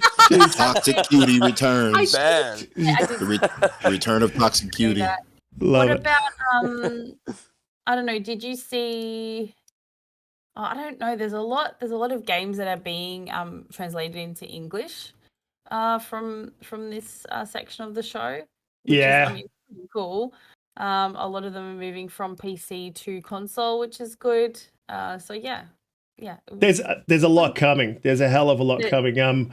But yeah, I mean, I think the standouts for everyone was Benedict Fox, and Phantom Hellcat just looks awesome, amazing, and it's good to see a strong female character. We love that. Now, Umbra, was there anything that stood out for you at the Future Games Show? Was it something that you fell asleep in, like you often do in Xbox parties? I have been working a lot, and I'm dealing with COVID symptoms. You know what interested me a little bit. The more I started to look at it, BG, was your boy on your podcast. I forgot his name. Good dude. He was talking about Lightyear Frontier. Remember that? And I was like, Lightyear Frontier, the whole farming simulator thing. Yeah, It that's actually- on there as well. It actually piqued my interest a bit. Some of the games I saw, like Pete said, the Devil Within Me or whatever, that one interested me. I don't care for those types of games too much because I'm not trying to sit here and be scared. But Stray Blade looked interesting. What was that other one? Another one you were talking about, Cutie, I think is like in that horror vein. It's called, I think, Layers of EXP. Fear. They showed that as well. Another horror game. Yep. I wasn't too interested in Layers of Fear because that's just a prettier version of this one right here, right? Yeah. Because they already had one. But this one game called EXP War Trauma that looks interesting. Yeah. And Tesla Grad Part 2. I have Part 1. I have to get through that still, but Tesla Grad 2 looks really good. And one other game, well, like Risky, you named it too, Hellcat. That was interesting. There's another one too, Edge of Sanity. If you all haven't seen that, looks interesting. And I guess maybe I would probably say, oh yeah, and they showed some of Ereband too, Shadow Legacy, which they showed at the showcase. So I'm interested in that already too, but nothing too much that really got me here outside of that. I think, and of course, the case of Benedict Fox, that's top notch. That's the top one for me. But other than that, nothing else. Yeah, I mean, that's the top one. If you guys are watching the show, the developers over there in Poland, if you're watching and having it translated into Polish, I think I've messaged you about 50 times asking for a code. Just saying. Just saying, I will not stop messaging you until you send me a code. Right, cool. Look, we'll move on to the next topic because I don't want to keep everyone here for 3 hours like we do every week. Look. Before I do, though, hit that like button, hit the subscribe button. If you get a question, drop it in the chat. I did pick up your question there, Bobby Hawk, and I will get to it, man. But before I do, Saints Row caused a bit of a stir on Twitter. But look, it dropped to middling reviews, and this is the way I see it. And I had this conversation with someone on Twitter, and we disagree. And me and him do get on. We get along all right, but we had a disagreement about it. This is what I'm going to say. This is the way that I kind of Yudani Quezada, thank you. Yes, I will send them directly to you, mate. Look, this is the way I work it. If I'm going to buy a game, because over here when Saints Row launched, the base model is $100, right? So if I'm going to spend $100 on a game, this is what I do. I look at the media reviews. 110%. I look at the Metacritic. I speak to some of my friends who are playing it. I've always got mates who will be playing whatever comes out. I speak to them. I get their idea. I watch gameplay. And then I'll usually watch a couple of creators as well, give their thoughts on it. And that's usually how I'll decide whether I'm getting a game. And just from using all of that, I pretty much decided to give this one a miss. Not saying I'll never play it. I'm just saying I'm not buying it on release because it doesn't. It's just not appealing. It's not grabbing me. Look, and GTA 5 I didn't grab on release either because I don't know, that it just doesn't really super appeal to me. I think it's been done to death, and I think it's been done better by other games, what Saints Row is trying to do. And so, look, I didn't grab it, but I know, Cutie, you have played it. Is that right? Yeah, so I played it before it released, and I had the person that I played it with, we had a myriad of issues with it. And since, look, it feels like, so first of all, the story feels like it's too short. It feels like there's not enough missions for the scope of the game. I can see what they were trying to do, but like Riska said, there's probably other games that do it a little bit better. Since all the feedback and everything that they have gotten, they have released actually a tweet today. It says, "Hey Saints, thank you for your support on the launch of Saints Row. We've been reading your comments and feedback, and we're aware of the issues some players have experienced, as well as suggestions for future content. We are working on a series of updates for all platforms, which we'll submit and release over the coming days and weeks. Hotfix number 1 will be deployed in the coming days and will address camera issues, animation bugs, PC launch issues, and crashes. And we already have deployed fix for the Epic Games version." So I think it just wasn't. They released it and it just wasn't finished, and it's a shame. And it happens all the time, and that's why I fully support games being delayed. It's as simple as that. And yeah, those are my thoughts. Yeah. BG, I'm going to go to you, man. Look, did you get a chance to play Saints Row, or did you kind of feel the same way about it I did? It's been done. No, that's a big skip. Yeah, that's definitely a big skip. Last Saints Row I played was 3. I beat that one, but yeah, I had no indication that this one would be good in any type of way. Yeah, and that Saints Row is trying to use the whole comedy and being humorous thing as a crutch for a little bit too long now. So no interest in playing that. Yeah, I mean, just listening to some of the dialogue, it's just super cringy. Like, yeah. No, I don't know that video. I think you shared it, or you might have commented. I saw it on Twitter. That seems. I didn't hear any of that kind of dialogue. No, I was more kind of referencing like the actual, not the fuckity fuck. Yeah, dialogue. that one. not that one. But I was more referencing just the dialogue between characters because, as I said, like I will go and watch like gameplay, and just kind of judge the game by its gameplay, its dialogue, its story, like what I can kind of get glean from watching that sort of stuff, and it just seemed it's cringe. Like, the dialogue between characters didn't fit. It felt forced. It felt trying to do something. I don't know. They were trying to do something that just wasn't coming off, and it didn't feel right. It's a little bit sad, Risket, that this was once seen as a competitor to GTA. Yes. And how far they have fallen. Embrace the Group. This was a big test for them. So we all know they've been buying up a lot of studios. And their stock price went down 7% the day this launched because of the reviews. So, yeah, not a good look. Embrace is not going to be happy. I don't know if we're going to see another Saints Row, unfortunately. Yeah, I don't know. I guess it all comes down to the sales at the end of the day. Yeah. I look at the reviews of it. It's 63% meta on PlayStation. More reviews, obviously. And on Xbox, 67%. Lack of reviews, but that surprised me that it would be that low.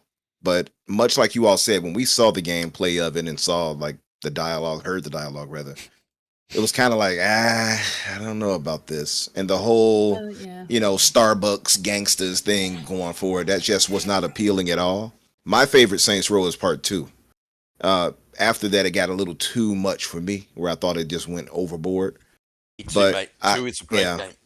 Yeah, Part 2, I think, was where they should have stayed in that realm. But I can see why they differentiated themselves, going forward to kind of make it a little different and crazier than Grand Theft Auto. I just don't think they should have gone that far with it. But, Yeah, I think I will give the game a try, but it won't be anytime soon. When I get it, it'll be on a sale way later on when it's like maybe $25-$30 or something like that. But I'm not paying $60 for it. Yeah, Umbra, I can see what you're saying, like, you know, trying to be like Saints Row and trying to be like GTA, but I will say, like, people slammed the protagonists. Like they've been pretty harsh on having younger gangsters, I suppose. But I just don't think that every single gangster protagonist needs to be like a 50-year-old man. You know what I mean? No, but the premise was. Now, hang on. I don't think they were slamming it because of their age, Cutie. I think you might have misheard. But like they're slamming it because these are guys committing crimes to pay off their student loans. Yeah, like, that's the premise of the. I know. That's ridiculous. Like who? I mean, who came up with that idea? I mean, how like, can you sit around a room and actually come up with an idea for a game? Come on. Like Bob in the back was like, "Hey, I got an idea." Like, what? You know who came up with that? A bunch of people who think they belong to the Hufflepuffs. I guarantee they came up with that. They were like, "Oh yeah, we'll have. You know what we'll do? We'll have the gangsters go to Starbucks and get a latte, and they'll go rob banks. Ha!" And they'll pay their student loans. No, I think you guys are just too old. Oh, that's great. That's great, Bob. I love that idea. Also, make sure the leader has that typical lady haircut where her hair is, shaved on the sides, and that that little. And a half Let me bob. speak to your manager haircut due to the side of her head. It's like. I don't know. It's just very stereotypical. Show well. It really didn't show well when they first showed it. Yeah, and first impressions last. They really do. They do. And listen, if you go watch the dialogue, guys, and the first impressions is about where you're at. Like that's about where it's at. Like the like, there's parts of it where they're being all like lovey-dovey and trying to appeal to the, like they're not being gangsterish. They're being caring and nice, but they've just murdered like 150 people, and then. You know what I mean? And then after they've been caring and nice, and like, looking after a puppy or some shit. I can't remember exactly what it was, but that was the feeling I got. Then they go back to murdering 150 people. If you're a gangster, you're a gangster, be a gangster. If you're not a gangster and you're a student paying off your student loans, get a job. Like, I don't know, man. It doesn't, it just didn't, none of it kind of fit well together. And I get, it doesn't make sense, especially if you go from what we went through with having Keith David and a guy for what's his name, Gat, to that. It's like, what happened? Yeah, I don't know where they came. This comes from, but this kind of stupid shit. Like, I don't know. And saying what you're saying about the characters, did you see the guys that, like, they're very off the wall in Dead Island 2? That one guy they showed. I mean. Lenny Kravitz. That's what he looked like. Yeah, Lenny Kravitz. Yeah. He looks like an awesome character. He looks dope. So much fun. He does look dope. Yeah. As soon as I saw him, I was like, American Woman. That's what I started thinking in my head. Yeah, me too. Yeah, me too. He looks so much fun to play. Yeah, bang on, Pete. Bang on. You can do wacky right, or you can just do wacky whacked. And this is wacky whacked. Listen, that kind of brings us to the end of the show. Well, look, there was something else that kind of popped out, but it kind of popped out last night, and I was trying to get a whole bunch of shit done for the show, so I don't know a heap about it, but I was reading up on it this morning, and it's kind of making me laugh after, like, watching it after the fact. Amazon acquiring EA. It's happening. It's not happening. It's happening. It's not happening. So look, I don't know what the hell went on there. I don't know if you followed it. Umbra, you would have been awake in the hours, and probably would have been following that closely. So apparently, from what we heard, EA was being acquired by Amazon. Umbra, is it happening? I don't know what we landed on. I went back and forth about 5 times. It's not. Yeah, it was. I don't know who started the rumor. Somebody I saw. It was interesting. Somebody said, it's the whole console warring thing. They said, I bet it would be Sony who put that rumor out there to cause some type of disturbance for the ABK situation. I was like, damn. It did cause like Sony kept Janelles from everybody this week. Yeah, it was unfortunate. It was not unfortunate. It was not true. It turned out not to be true. And I say unfortunate by mistake because I don't know how good it would be a deal if Amazon actually acquired them or not. I don't know if that would be a positive or a negative necessarily. We just don't know enough for about EA. them. I mean, their Yeah. MMO hit really, really well, and so I'm sure they want to get Mhm. more into gaming. That's making them a shit ton of money. Yeah. Do I just don't know with EA anymore. I just don't know where they're going to go. Yeah. Wherever the CEOs, the suits lead them, BG, do you want to see EA get... I actually, personally, I want to see them get acquired. I want whoever's running that company ousted, and I want to see the EA that we had, coming up in the 90s to early 2000s and putting out bangers and, man, put whoever's running Respawn in charge. Can't remember his name now. Starts with a Z. But BG, do you want to see EA get acquired? Do you think it's likely? There are rumors on the horizon, have been for a while. Yeah, I think you're talking about Vince Zampella. Vince Zampella, that's the one. But all these acquisitions is a double-edged sword because it's likely that if EA were to get acquired, we would see some of the changes that we want, likely for the better. I mean, like Ubisoft went from being like a top publisher in my opinion like 10 years ago to being like bottom tier, one of the worst publishers making the worst games in my opinion right now. So I think acquisitions could shake some things up and change some things for the better, because right now, like for example Ubisoft, they make games like just like they're made at a factory. Ubisoft games don't seem like they're made by humans. Just seems like they're made on an assembly line of like 100 people just putting different parts together with no soul.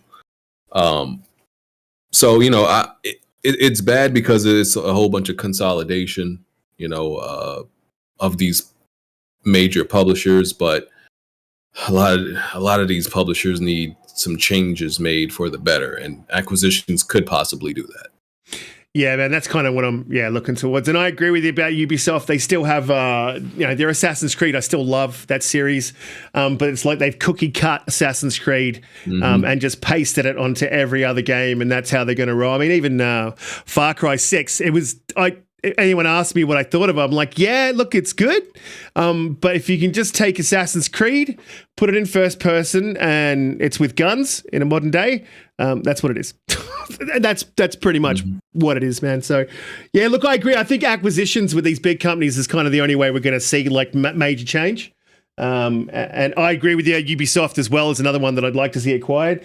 EA's probably got some hope, man, with that Vince Zampella and Respawn. I think that's the only studio that I have any faith in with EA at the moment. And I used to be a major Battlefield fan, and I don't think DICE is the same DICE that we had, for Battlefield 3, for Bad Company. It's just not the same studio, and they don't have the pull to do what they want to do. And it seems like when they do what they want to do, they just fuck it up. So. Yeah, I mean, look, I think acquisitions are a good thing on the whole. But BG, I'll also say to you this, man, every time they acquire one of these big companies and absorb them, it opens up a space for a new Ubisoft to come through, a new EA to come through. That's good, like with this Korean studio that's doing the Life of P, some of these small guys, if they do games that hit and hit big, that could open them up and they could start being, one of these developers that becomes a publisher. Hopefully that happens. Hopefully there's space for that in the industry. Let me ask you all something. If Microsoft were to acquire, obviously WB is at the top of most of our picks, right? But if they had to go between Ubisoft or EA, who would you all want them to get? That's easy for me. Ubisoft 100%. I just don't play FIFA and Madden and those type of sports games. I know that they've got other stuff now, and if they can get Mass Effect going, Dragon Age going, and they've got Star Wars Jedi Survivor, and they've got Titanfall, so they do have fantastic IPs. God, now that I list them off, God, it's a really tough decision, isn't it? No, it's not tough. I don't know. For me, it's EA, man. EA all the way. And for the reason that you mentioned, like all those IPs, one. But two, so that's FIFA, Madden, formula of microtransactions can be slowed. I don't think it'll be removed. But I think look at it the same way from Ubisoft. They've got The Division, they've got Watch Dogs, they've got Assassin's Creed, they've got Beyond Good and Evil. They've got that. They've also got fantastic They do. IPs there. Splinter I agree. Cell. Yeah. It's a Splinter tough Cell's top decision. of my list. Splinter Cell would For be me, the it one would, that would it sway would be me. Ubisoft. Yeah, Ubisoft would be for me too. What about you, Cutie and BG? What about you guys? I think EA, because I really want a new Need for Speed game. I think they really did a bad job with the last one. So if they could do that better, that'd be great. They're making one right now. Yeah, I know. But it's probably just going to be the same. It's going to be cookie cutter. Bobby Hawk, great call. Jade Empire, what a fantastic game. So sad we never got a sequel. But you know what? If we did get a sequel, we might not have seen Mass Effect, and that is one of my favorite games of all time, if not my favorite. BG? Yeah, I would. Yeah, I would.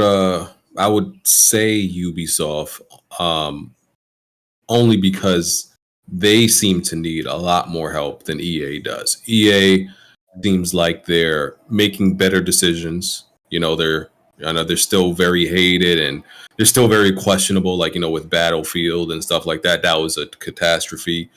Yeah. But they still have some redeeming games and some redeeming studios.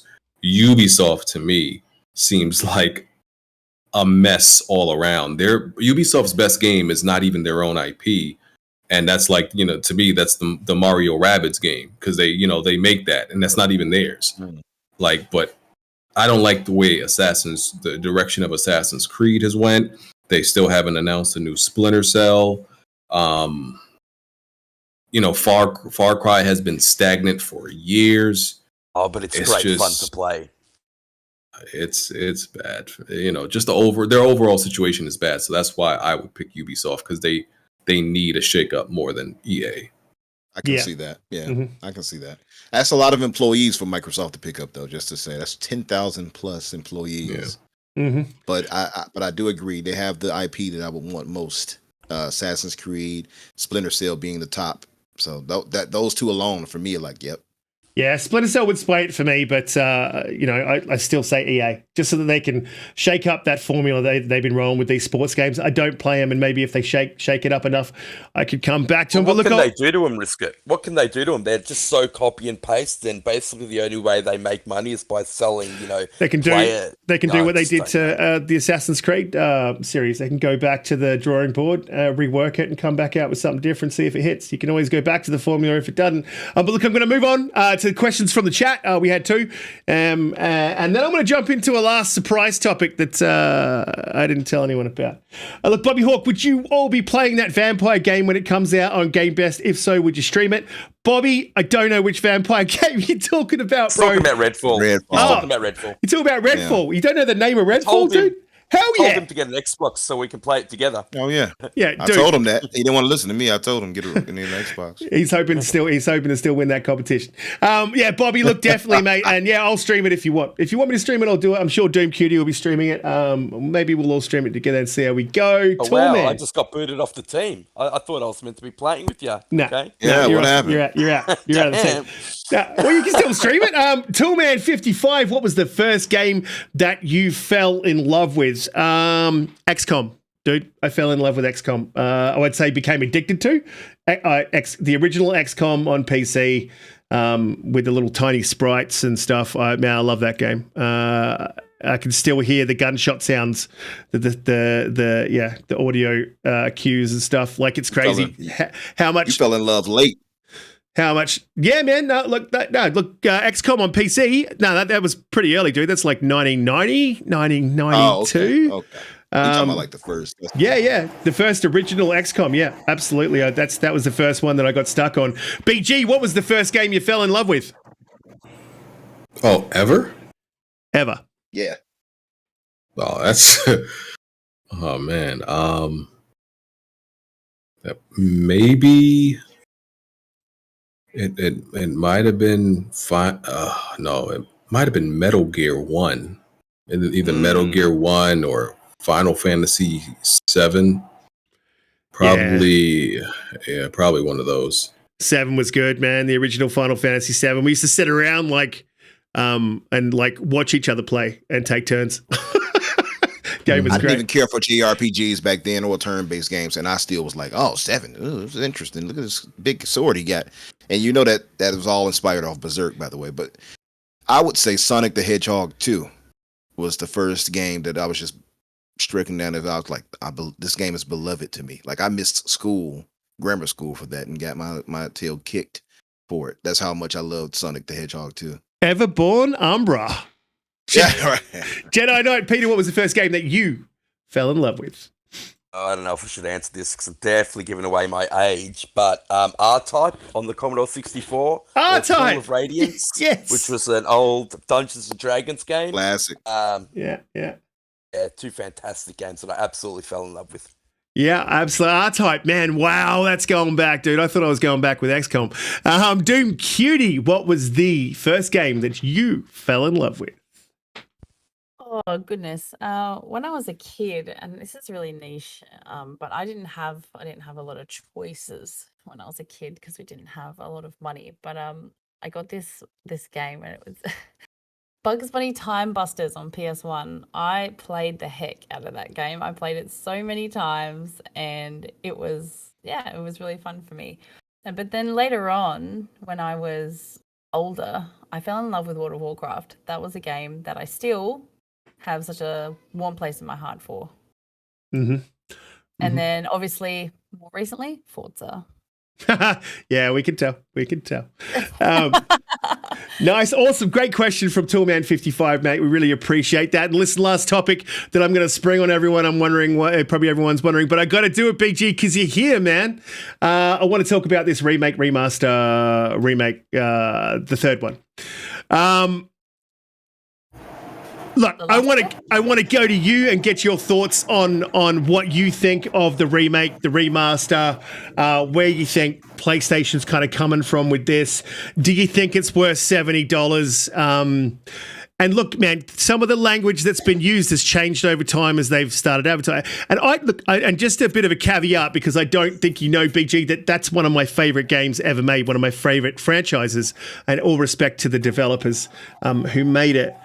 But if you go back to the last gen when they moved it from 3 to 4, there was outrage, or there was talk about it being, a $60 game. They dropped the price of that game, and they even gave refunds to people who had pre-ordered it.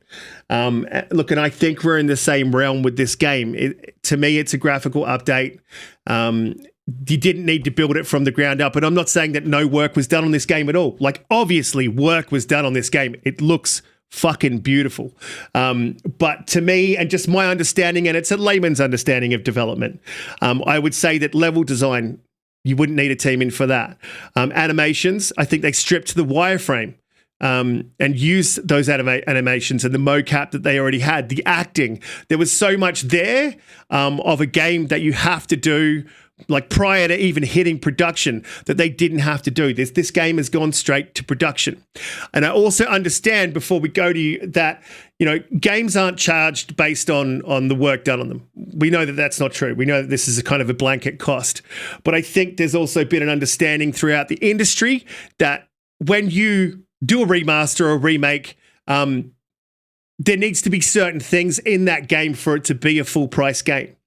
And for me as a consumer, they need to be there for me to think about paying a full price for that game. I think Demon's Souls was worth it. They updated the controls. A lot of people reference that game, but what they don't know is in the original Demon's Souls, you could roll forward, back, right, and left. You couldn't roll on diagonal. Yeah. It wasn't omnidirectional. Yeah, it wasn't omnidirectional. Yeah. Then there was a lot of things in that game that was updated, and it's a bit different. I don't think they stripped to the wireframe, man. I think they rebuilt that game from the ground up based on the previous game. With this game, it's a different kettle of fish. I don't think it can be compared. And I just want you to know, personally, all respect to that developer, dude. Like, all respect to him, absolutely. And I wasn't going to go back and forth with everyone. I said my piece, I stand on it, and I walked away. But look, I want to get your opinion, because I didn't get your opinion on the day. And this is why you're here, man. We had that conversation online, and it's great that you came on, but I want to get your take on it. Yeah, I think it's just, really simple. I know there's a big conversation about, $70 games and what's worth it and what's not. But I really just, feel it's as simple as, if you want it, you get it. If you feel like, you know, something is worth if you feel like it's worth $70 or whatever price, if you don't, just wait for a price drop. You know, like I think I just think the answer for this is just very simple. That's why I personally don't understand why it's such a big conversation, because I look at it as, okay, it's $10 more than what we're used to, right? But what did people do when they thought $60 games wasn't worth it? They just waited for a price drop. You know, it's the same thing. So that's why I'm like, that's why I personally don't get why it's such a big topic, because the solution is there. If you think something is worth, just like anything else in life, if you think something is worth it, you buy it. If you don't buy it. Vote with your wallet, you know? So I'm not mad at all at, you know, anybody saying like, oh, this isn't worth $70. That's completely fine. It's just it being a conversation every 2 weeks. That's the part, you know, I don't understand, when the solution is so simple. Because, you know, to me, yes, I'm playing it day one, you know, as soon as it comes out, because, you know, I want to play it just like any other game. You know, doesn't matter to me what other people feel about it. I remember I got a lot of, I don't know if y'all remember the Battlefront. I don't remember if it was 1 or 2, but the Battlefront 1 or 2 situation where people were telling people don't buy the game because it has the egregious microtransactions with it, and the box and the the loot boxes and everything. I'm like, listen, man, I want to play the game. I'm gonna buy it. You know, like, and I just think it's as simple as that. I don't debate whether they put in enough time or made enough changes to warrant it being $70. I don't, you know, try to justify anything being the price that it is.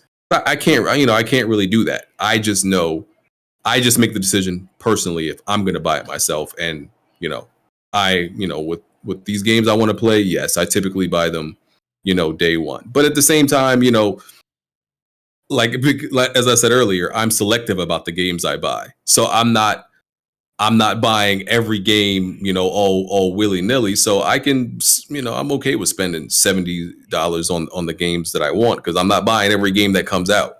And also, you know, YouTube, you know, I have a full-time job, but also what I make from YouTube covers my hobby. So, you know, that's full disclosure also. So if it was like somebody who, you know, the average person who I guess isn't making money from YouTube also, I can get that, right? I fully get that. But my hobby and what I do on YouTube funds my hobby. So, you know, it's a little bit less risk for me there also. BG, can I just say, the reason why you don't argue or whether enough changes have been made to their game or anything like that is because you know that there hasn't. So I really don't know. I mean, because my thing is, I just don't tell people, because I look at stuff Nintendo releases games all the time that you could absolutely make the argument that that's not worth $60. no, But the Nintendo fans, right? But the Nintendo fans want it. So it's like, if the Nintendo fans want it and they're okay with paying $60 for it, what sense does it make for me to complain about the price if the consumers at that are okay with it? I understand that, dude. I really do. But this is the thing. You kind of mentioned that you don't understand why it's a conversation. And I got the answer for that, dude. I really do. The only reason conversations are never a one-way thing, right? They're always a two-way thing. You can't have a conversation with yourself unless you're Crazy Joe on the corner, right? And the problem, I think, that's occurring in the community is the defense of it. Now, you're not defending it, man. Absolutely. No. You're like, do what you do. Like, you go buy it if you want to buy it. If you don't want to buy it, you don't think it's worth it, that's cool. And I got no problem with that. I do have a problem with people defending it. And the reason I have a problem with people defending it is because PlayStation sees it. And as you said about the console PlayStation, the PS5 price rise, they're doing it because they know they can get away with it. And this is the problem I have with $70 games. It's not particularly the price tag, because $10 to me, it's fuck all, man. It's nothing to me. You know, but I know it's something to other people. And I get that as, you know, like I'm kind of I don't know, I'm not social justice worried, dude. Like, you know, at the end of the day, if you can afford it, you can afford it. If you can't, you can't. I get that. But just defending a corporate decision to what I see as greed, and maybe that's not true. Maybe that's not what it is. But defending a corporate decision based, you know, for something that's not true. And the reason that we got told that they're doing, you know, these $70 games, and look, you know what, I could accept it. The cost of development's going up. That's true. It's 110% true. You're also pulling record profits. That's fine. I can now accept, hey, the cost of development's going up. You're a business. You've got to grow your business. That's what your investors want to do. That's what they want to see, growth. Without growth, you don't have investors. I get it. You don't have a business. I get that too. But that narrative of the cost of development is causing the cost of games to go up goes away when you remove 3 years of development, like minimum. And look, what bothers me is you state these, and to me they're facts, dude. Like they really, I don't see how these aren't facts. That's not an opinion. We know that it only took 3 years maximum for them to develop this game. So that's a fact. Right. So that's 2 years of overheads and costs that are gone. Why don't they pass this on to the consumer? And the reason why they don't do it, and the problem that I have with it, is because every single anti-consumer move, and they have made a few, and I don't like to use the word anti-consumer, but I can't think of another word to use. It has been defended to the umpteenth, man. And it doesn't need to be. It's okay. I think a lot of you guys, you big guys in the PlayStation community, and I applaud you for it, man. You got your opinions, and you're genuine. You're a genuine dude, and I can tell that. But there's some people out there, man, who've got big Twitter followings that aren't genuine and will back anything that happens. And that is why it is still a conversation. And it sucks, man, because I'm fucking sick of it too, bro. I really am. I'm sick of the conversation as well. Like with what Doom said, you know, about it not being worth it. It's hard for me to, because if I'm going to buy it at $70, then that is technically me saying that I do feel it's worth $70. In a way, that's me saying that, because I don't like to, you know, obviously value is subjective. You know, that's been said, you know, a million times. So that's why I don't like to say, oh, this isn't worth it, because it's obviously a remake, right? They remastered the game already, right? And is it a remake or is it a remaster? I don't know if it's it a is remake. Obvious that it's a remake. Yeah, let's not. Let's not consider. Get I mean, we could. Let's not get into the semantics of whether it's a remake or a remaster, because that'll go back and forth. You can't say the two words together though. You have to pick one. To me, it's really just a remaster. Let's just be clear. Yeah. It's a remaster. Let's be clear. It's not. They didn't do anything different. It's the same game. So what are they? To me, it's a remake. Let's not get into this. To me, it's a remake. Let's not get into semantics. To me, it's a remake, and it's simply because. Right. I mean, like I said, let's not get into it. I can easily explain why it's a remake. But to me, it's a remake. Right. And it's $70. But there's games that I've bought that are, I don't know, 8. It's an 80-hour long game, and I played $70 for it. And I may not feel like that was worth $70. But I'll play this remake. That it's Last of Us is like 12 hours long. It's a remake of something I've already played. And I may feel it gave me a better experience than that 80-hour game that I played. So or you might feel that you wasted your money because it's the same game. But I won't feel that way. But I won't feel that way, and I know I won't. Okay. How do I know? Well, I'll take your word for it, because I mean, because I know. I get you. I'm like that too. Yeah, I'm a good judge of what I like, so I get you. My only thing I bought enough remakes to know that this is not a remake that I'm going to regret. I buy remakes of games all the times, and if it's a game I know I love, well, you're a Sony fan, of course. I mean, there's remakes. I mean, it doesn't matter. I mean, I'm buying the gonna Resident. play it I'm again. buying the. You are I'm buying the definitely gonna Resident play it Evil 4. I'm buying the Resident Evil 4 remake. I'm buying the Dead Yeah, Space but remake that's because those are different. games but I that love. looks Different. so That's different. different. It's been a What very long a time time. since Resident Evil You 4. guys. Cool. And here's the thing. Here's the thing. That's cool. But I know because of how I like Last of Us, I know that I will have no regrets buying this $70 remake. That's really all it comes down to. And you know what? No regrets. That's fine. And lots of fans will make it very, very loud and clear how much they love this game when it's released, and they will feel justified just because they're already fans and they enjoyed it. They're going to do that It's one of regardless the because greatest Yeah. games ever made. yeah. I think that if you haven't played the game, it's definitely worth the $70. That's how good of a game it is. I think if you have, I'm pretty sure that the PS4 remaster is pretty much going to be good enough. I don't see why you would play through it again, just because I think the main part of that game is how impactful the story is. The gameplay mechanics to that game, I just don't think are that good. And I know people will disagree with me on that, but that's personally how I feel. But that story is one of the greatest stories ever told in gaming. It's actually one of the best stories ever told in entertainment, let alone gaming. It is truly amazing. And so if you haven't played it before, definitely worth the $70. If you have, I just can't see it. I can't see it. I'm actually on the opposite end. I actually think the Last of Us, the original Last of Us story, is pretty average. I think the second story is way better. But I'm like, I'm I probably tend to in the agree with minority. that. I will say, but for both, I think more so than anything, it's the acting and the voice acting that carries them more than the story of either one.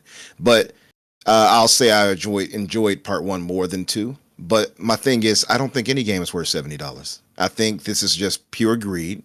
And so I even like on the part what Pete said, I do agree more that if you have never played it, it would make more sense for you to get this and spend that. But even then, I wouldn't be advocating for paying $70 for it. And, we can get into the talks of remasters and remakes, but this game is the same one-in-one game. They changed nothing gameplay-wise as far as the story and elements of that goes to. You might be able to do some things better as far as animations or whatever, I don't know. But as far as actual story elements and things like that, and the layout of the world, it's the exact same.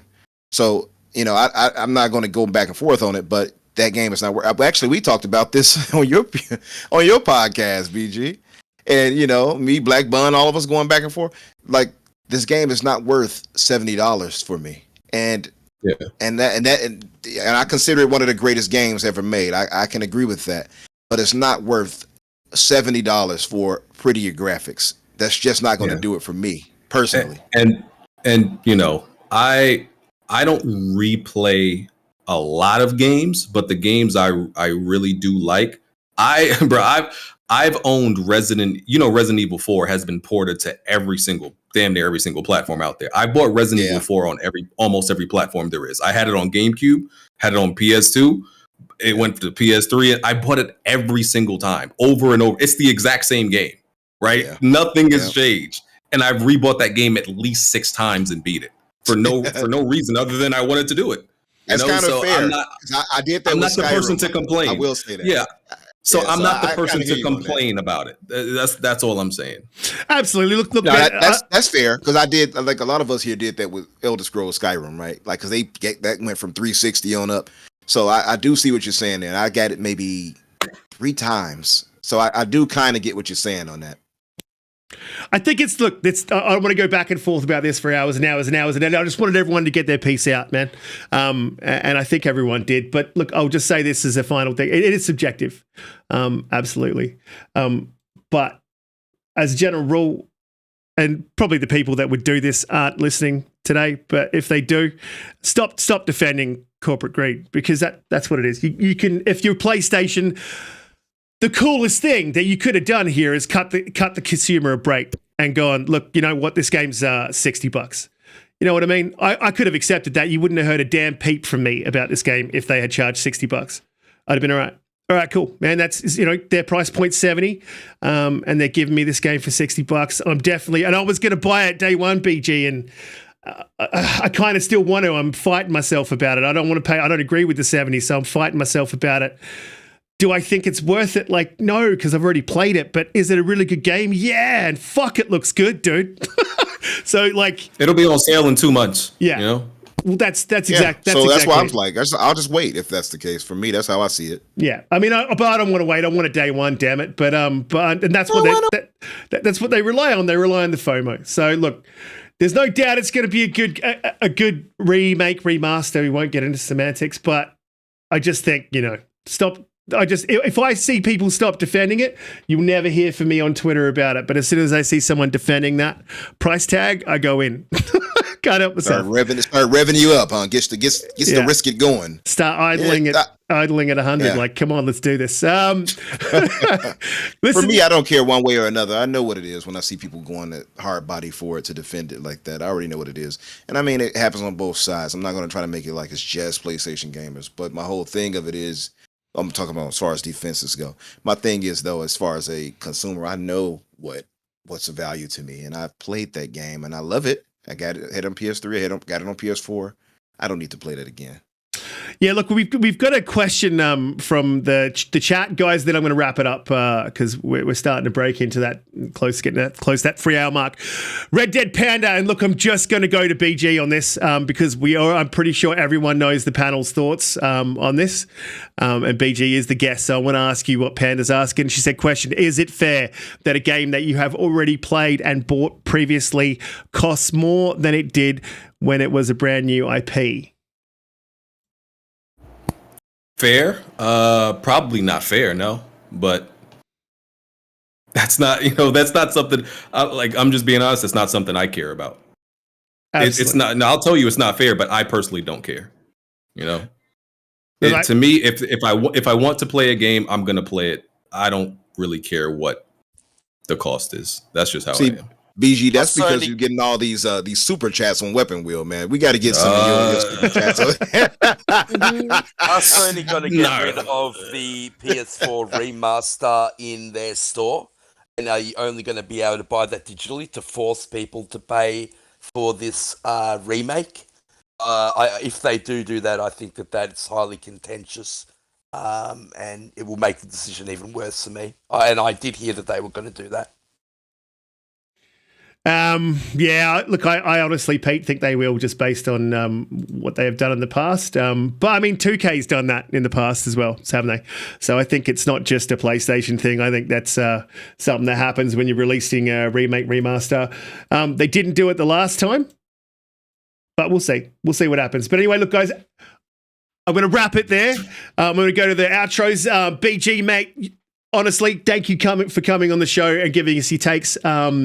It's always it's good to see like PlayStation centric creators coming across, and especially to a show like ours, which is absolutely tiny in comparison to yours. I really appreciate you coming on, man. And I thank you for your takes, and we'd love to have you back again sometime. And look, just let the people know where they could find you and what you'll be up to, maybe what you're looking forward to playing in the near future. My podcast is Weapon Wheel Podcast on Sundays at 5:45. I'm on Twitter, same thing, Broken Games HDR. You can find my YouTube channel, Broken Games HDR.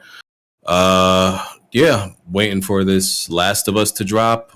After that, what's coming out? DO Field Chronicles, Valkyrie Elysium, God of War, Gotham Knights, Callisto Protocol. I think that's Splatoon 3. That's a day one. Those are some of the stuff I'm buying for the rest of the year. Awesome, man. Awesome. Again, thank you for coming on and thanks for your takes. And you can find a link to BG's channel in the chat there. DoomCutie. Thanks for the invite. No, all good, man. All good. DoomCutie, again, thanks for coming on every week, giving you takes. Been an amazing week for news, and let us know what you're up to, where they can find you, and what you'll be playing on next week. Hey, thank you, everyone. Again, thanks to BG again. I know it's nice to have differing opinions on the show, always. What am I going to be doing this week? Oh God, I don't know. Are you guys going to invite me to play a game at all, or are you just going to play by yourselves like you normally do? What do you mean play by ourselves? Watch those words, toxic cutie. I'll be. Oh, my link doesn't come up. That's weird. I'll be playing Daddy, I think, because my baby ain't sleeping, so I'll be playing a lot of Daddy. Not the one that I played where I was putting the baby in the dryer. That was a crazy game. I thought you were going to say something completely different than Risk It. Jesus. God. I still have, obviously I stream through the week, so feel free to jump on into one of my Twitch streams. I'll be playing this week. I'm going to be doing probably Fortnite, Forza, and something else. Like I don't know what that will be yet. Thanks everyone. Thanks for chat. Thanks panel. Always amazing. Fantastic. Thanks again, DoomCutie. JediKnightPete, obviously, thank you to you, mate, for jumping in every week and giving us your takes. And look, let us know what you'll be playing in the near future and what you're looking forward to, dude. Awesome show. Thank you, BG. For a pony, bro, you're not too bad, mate. Come back anytime. I might actually even sub to your channel, brother. Everyone, sub to Broken Game channel. It's always good to hear the other side of things, guys. Only hearing one opinion just gets really, really boring. Toxic Cutie, awesome today. Just, loved it. Risk It, great as usual. Umbra, man, it's That's awesome. not a thing. You did it your way as usual, brother. I did like that in the chat today. Chat was amazing today. You guys are absolutely awesome. I was just pissing myself through the entire episode. This is like my 5th hour of a podcast today because I came pretty much straight from Ash Strait and Panda's podcast. They did say that our podcast, because of all the news, was going to go for 8 hours today, so it didn't go quite that long, but we are pushing it. You can find me at JediKnightPete on Xbox and at Twitter. Peace. Absolutely. I was going to go the 8 hours today, but I thought I'd respect everyone's time. Plus, the missus had probably strangled me in my sleep if I did that. Umbra, thanks, man. Obviously, an awesome show coming in every week, giving us your takes. Let people know where they can find you, what you're up to, what you're playing, so on and so forth. Oh yeah, man. BG, thanks for coming through, bro, and giving us your wisdom and pushing that $70 game narrative. No, I'm joking. Thanks for coming through, brother. Just preaching the gospel. Yeah, preaching the gospel. That's it. Mm-hmm. And thank you all in the chat for coming through, and of course to my co-host, thank you all for doing what you do. Great takes today. It was actually a really good show. I actually enjoyed this talk right here. And of course, you all can find me on Twitter under Umbra Infinite or Infinite Umbra.